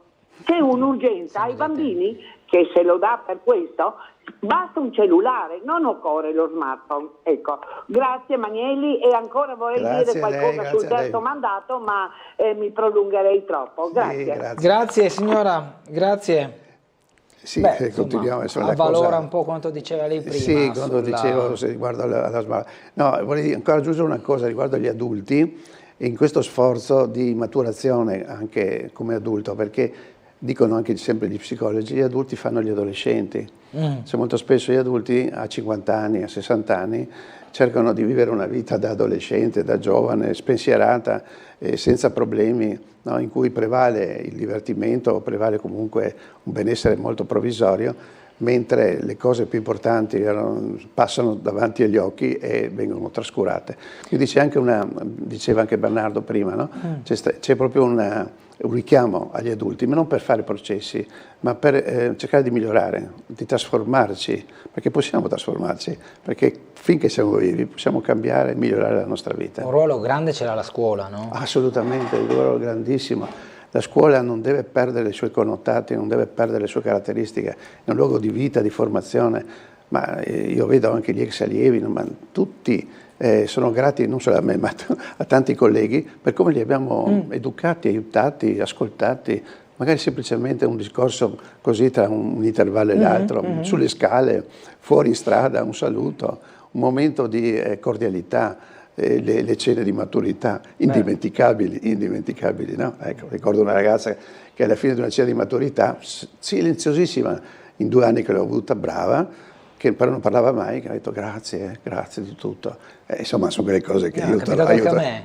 Ho sempre in qualche modo avuto difficoltà con una professoressa nel corso delle superiori, Sì, capita. però proprio alla fine ho riconosciuto comunque che anche se non condividevo o non apprezzavo la materia o il modo in cui veniva spiegata, alla fine l'ho capita di più di altre materie che magari invece apprezzavo di più nel corso del percorso scolastico. Si vede che c'era professionalità. C'era dietro un messaggio di fondo che è rimasto, altre cose magari non sono rimaste, eppure mi è rimasta quella che più, fra virgolette, non sopportavo. Quindi un motivo c'è, cioè la competenza di chi sa insegnare non solo con bravura tecnica, cioè proprio ma anche con umanità. Con umanità, esatto. Abbiamo detto tutto. Altra telefonata, buongiorno. Pronto, buongiorno. Prego. Mi sono basito se resto, no? Quando sento quel signor che dice che la democrazia vuole l'alternanza, che non va bene il terzo mandato. A prescindere dal fatto che il signor Federica e il signor Zaia cacciano il 70% dei voti degli elettori, mi capisco che è la parte avversa che dà fastidio, ma mi spiega quel signor là come mai che un certo Napolitano è stato in Parlamento 70 anni, signor del PD, ma con che faccia veni voi a predicare 70, non solo, ma il dramma è che la pensione di quel signor 10.000 euro adesso che va al primogenito, perché i politicanti tutti d'accordo hanno fatto questa legge per cui quando che muore il titolare, muore la moglie, la pensione che va al figlio, 10.000 euro a questo figlio che è amministratore delegato, non so di cosa. E lei non mi viene a dire che il terzo mandato non c'è democrazia. Uno che ciapa il 70% dei voti bisogna mandarlo via, ma se il ciapa il 76% domanda lei che l'ha colto perché il ciapa il 70%? O se solo la lotta per la carrega? Mi penso di sì, perché da ottantenne che sono, ne ho viste tante e ho concluso che l'unica roba che interessa ai politicanti è la carrega, che poi lei la fa parte di un partito che mi è al posto suo, non potessi mai stare, in cui c'è un elemento che è in Parlamento 50 anni e va a rubare i profumi in aeroporto. Allora lei che è una persona degna, la dovessi dire che è sui mamma santissima, o fora lui o fora me, perché mi non posso stare in una congrega dove che c'è ladroni. Stessa roba dall'altra parte, dove che c'è quel che fanno al treno in campagna, c'è quella signora ministra che ha indagini sopra indagini e noi le butta fuori. Perché? Questa è la democrazia, signor mio, come la fa lei in un partito di Marzi? Lei che la è, onesto e corretto. Grazie. Grazie a voi. Grazie. Beh, insomma, sul terzo mandato ci sono opinioni sicuramente anche ferocemente diverse. Vabbè, insomma, questo signore ha un'opinione che io rispetto, per carità, insomma, no? La mia è un'opinione diversa. Per quanto riguarda la democrazia, le cose evolvono. Quello che c'è stato fino a qualche tempo fa non c'è più. Ecco, le leggi cambiano, le situazioni cambiano, non è paragonabile 50-60 anni a quelli che sono questi anni che stiamo vivendo. C'è un grande bisogno di partecipazione che purtroppo la gente non trova gli spazi giusti e qui bisogna dire la verità, insomma, no? Tutti hanno delle responsabilità, ma chi sta governando in questo momento il Paese ha delle responsabilità più grandi degli altri, insomma, questo è evidente, no? Per cui dare spazio alla democrazia, nel senso proprio di dare spazio alle persone, alle idee, alle occasioni, in uno scambio di cultura, in uno scambio di generazioni, è un fatto molto positivo, se no appunto restano quelli che hanno sempre l'amore verso la carrega, come dice il nostro simpatico signore. Però ecco, sono d'accordo con lui nell'ultima parte del suo discorso, cioè questo disamore per la legalità. Questo veramente è un dramma di tutta la politica italiana, ma diciamo la verità, ecco, in particolare di chi si trova in questo momento diciamo, al comando. Cioè è un problema che viene trascurato o comunque affrontato in maniera molto leggera e molto confusionaria. Credo che sia importante recuperare il valore della legalità a tutti i livelli, ecco, non solo perché c'è un conflitto magistratura-politica che è assurdo, che sta superando ogni limite, insomma. Anche nei toni. Come? Nei toni più che altro. Anche nei toni, sì, esattamente. Perché diciamo che già con Berlusconi c'era una certa eleganza. un certo pepe fra Sì, magistratura però, insomma, e politica. Sì, Forse oggi i toni sono diventati un poco più ancora cattivi. più aspri, ancora più Può aspri. darsi? Ecco, e quindi ha ragione il signore a dire che ci sono dei casi emblematici per quanto Non che riguarda... Berlusconi sia andato sul sottile, quando parlava di magistrati comunisti, proprio Sì, l'ha detto, sì, ma senza sì. passare dal Sì, via. Come... sì. No, credo comunque che il Partito Democratico abbia tante persone, come credo ci siano tante brave persone anche dall'altra parte, per l'amor di Dio, insomma, non siamo mica stiamo diventando troppo pessimisti, no? Ci sono delle brave persone che fanno politica non per la carrega, ma per un grande servizio alla comunità. Ci sono sia nei partiti di maggioranza sia nei partiti di opposizione. Per quanto riguarda il partito che rappresento, ecco, posso dire che c'è una tradizione nobilissima di nomi straordinari, insomma, no? Perché De Gasperi, perché Moro, perché che so io, Spadolini, ma anche lo stesso Enrico Berlinguer, insomma, cioè personaggi che adesso veramente un po' ci mancano, francamente, no? Quindi si tratta di dare statura e qualità alla vita politica come a qualsiasi altra professionalità, nel rispetto delle leggi, cosa che in Italia abbiamo una tendenza a ignorare sistematicamente, e su questo sono d'accordo con lui. Anche a più livelli, perché poi ci sono anche Sì. gli uffici, non gli uffici, i consigli a livello più basso, regionali, comunali, che oggi esprimono comunque una classe politica non faccio giudizio di qualità, ma diversa rispetto al passato. Sì. Anche come idee da affrontare. Sì. Forse prima c'era più un confronto politico sulle cose, oggi c'è un confronto a schieramento. A schieramento, cioè, sì. se lo proponi tu non va bene. Sì. Ci si accusa reciprocamente questo di forse illegalità. si è un po' acuito, questo divario fra l'opinione del gruppo A e l'opinione del gruppo B. Sì, ecco. sì. E poi ci si insulta, questa è una cosa pessima veramente, questi insulti nei dibattiti, interrompendo la voce dell'altro, eccetera, no? Comunque è una cosa che secondo me dovrebbe unirci tutti, centrodestra, centrosinistra, e su questo bisognerebbe molto lavorare.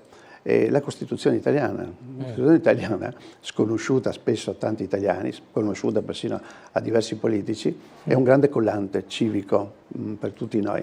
Quindi credo che sia su questo da lavorarci. L'ho detto altre volte qui in questa sede, che mi sono trovato a collaborare con persone, con rappresentanti di colore politico diverso, ma molto utilmente. Abbiamo realizzato delle cose insieme, ecco, senza azzannarci, senza offenderci, facendo dei percorsi faticosi. Sì. Faticosi. Ecco, ma non c'è niente che si raggiunge di bello e di giusto nella vita se non si passa attraverso la fatica e anche a volte la sconcertazione, l'amarezza, i problemi che impediscono, insomma, no? Il rapporto umano. Quindi ha ragione il signore, però insomma, direi sarei un attimino più fiducioso, soprattutto più aperto a nuove generazioni che entrino pure in politica massicciamente. Fatevi avanti, lo so che è difficile, so che è scomodo, e dico ai partiti tutti, date spazio. Ecco, queste cariatidi che si fermano lì per anni o decenni, chiunque sia l'appartenenza, sono un controsenso e un impedimento anche a uno svolgimento di una vita democratica Però più oggi ampia. ci sono pochi giovani che si interessano alla politica. Lo so, questo è un grande tema. Cioè già sono pochi giovani che si interessano alla politica in termini di vado a votare. Sì. Mettiamoci anche che ci sono meno giovani che si interessano alla politica del provo a capire come funziona e mi metto, diciamo, all'opera in un partito, in una lista civica, in un'associazione o anche in un'elezione circoscrizionale, insomma è indifferente, ce ne sono di meno. È un'affezione che è venuta a mancare nel tempo, che oggi si traduce, come dicevo poco fa, nel grande numero di persone che si astengono. Ecco, però è anche vero un fatto è che ci sono tanti giovani che nell'invisibilità si occupano di cose di altruismo creativo. Sì, assolutamente. Ecco, non riescono a fare il salto in politica, e invece è necessario, anche se è un ambiente che deve cambiare, che deve essere molto più disponibile, deve essere molto più pulito di adesso. Su questo ha ragione anche il nostro ascoltatore, però credo che anche i giovani abbiano bisogno di incoraggiamento e soprattutto di valorizzazione, perché sono bravi. Ci sono comunque delle esperienze, cito una proprio per tutte.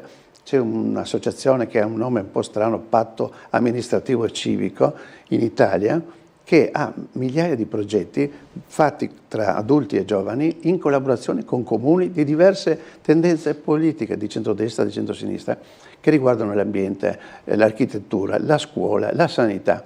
E io, quando ho saputo questa cosa, un servizio di 3 minuti, ma su questa cosa bisognerebbe fare una giornata di televisione e mettere in rilievo che ci sono anche queste esperienze di politica o prepolitica che preparano le persone al salto non facile, perché lo so, per esperienza è stato un salto difficilissimo trovarsi dalle aule della scuola al comune, insomma, di Trieste.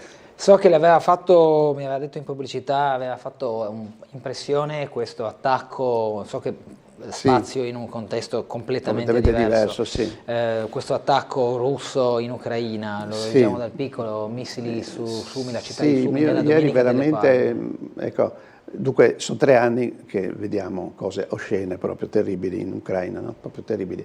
Non parliamo poi del Medio Oriente che si è aggiunto, no? Adesso non vado a vedere le responsabilità, che sono anche abbastanza chiare, ma comunque non ha importanza esprimere dei giudizi. Pensiamo alle vittime. Ecco, e ieri poi è successa una cosa incredibile, cioè durante la giornata delle Palme, la Domenica delle Palme, che in tutto il mondo significa qualcosa di grande, ecco, di desiderato, di giusto, no? Di auspicabile per tutti, la pace, la fraternità, eccetera. Durante una domenica di questo tipo arrivano missili che fanno sterminio di decine di persone, compresi dei bambini, usciti anche dalle funzioni religiose. È stato qualcosa che a me personalmente mi ha sconvolto, oltre a tutti gli sconvolgimenti di questi anni qui. Mi pareva veramente che è stato superato ogni limite, per cui addirittura i responsabili americani hanno preso una posizione molto critica, ovviamente direi. Sì.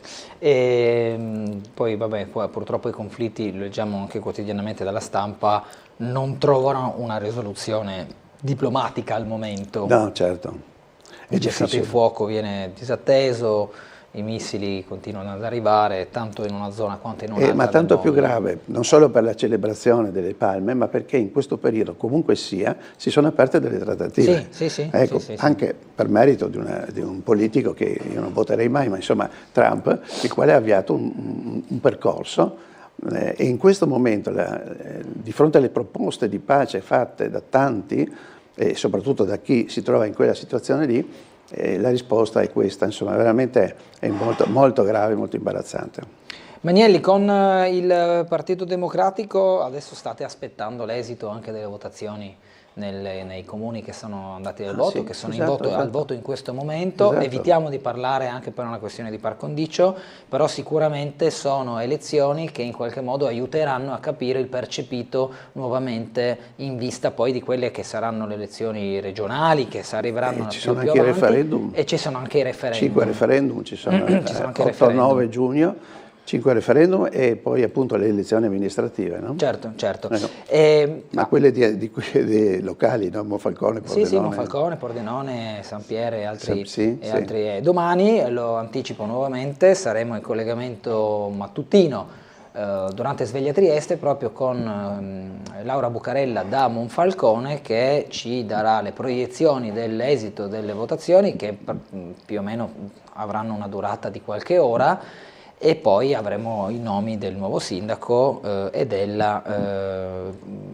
a seguire anche arriveranno i nomi del consiglio. Ma guardi, un auspicio lo possiamo fare, no? Al di là delle parti, che la gente vada a votare. Ecco, questo è il messaggio. Lo so benissimo che ci sono mille critiche sui partiti, per carità, però bisogna comunque andare a votare in quel minimo dovere civico, ecco, che deve risvegliarsi in questo paese. Non è che possiamo essere in una democrazia dove la gente non c'è più, e non pensa ai beni comuni, perché poi la democrazia è comunque un esercizio difficile, tormentato, spesso anche infelice, però di interesse, di passione per i beni comuni di tutti e per i problemi di tutti.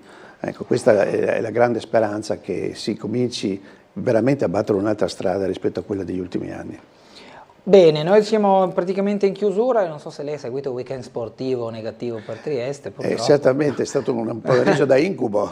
Pomeriggio noir. Da incubo, sì. La Triestina mi dispiace tanto perché è in crisi e perché rischia la retrocessione, ma ci assicuriamo che non ci sarà questa retrocessione e ci sarà un salvataggio magari in extremis e un ripensamento di tutto. Poi c'è il dispiacere del basket, perché il basket sta facendo un'ottima figura, a mio avviso sta facendo un bellissimo campionato, è una bella squadra da playoff, è una squadra che ci ha dato delle soddisfazioni, ha fatto delle bellissime partite. Beh, ieri è stato un disastro, ma insomma succede anche questo. C'ha delle pause, questa squadra ha delle pause per cui dopo viene un po' massacrata, ma io sono convinto che è uno stimolo per fare la prossima partita che sarà probabilmente vincente. Bene, speriamo. E una buona Pasqua? Prego. Se vuole fare un messaggio. No, l'augurio più grande, una buona Pasqua a tutti quanti, una buona Pasqua soprattutto a chi si trova in grande difficoltà, chi fa fatica a vivere. Ecco, e una buona Pasqua, comunque sia, credenti o non credenti, per l'amor di Dio non ci divideremo su questo. La Pasqua è sempre un motivo di risalita e di speranza. Buona Pasqua quindi. Grazie Silvano Magnelli che è stato con noi questa mattina, una buona giornata e un buon proseguimento. Grazie. Ci fermiamo qui, ci vediamo domani mattina alle 7, arrivederci.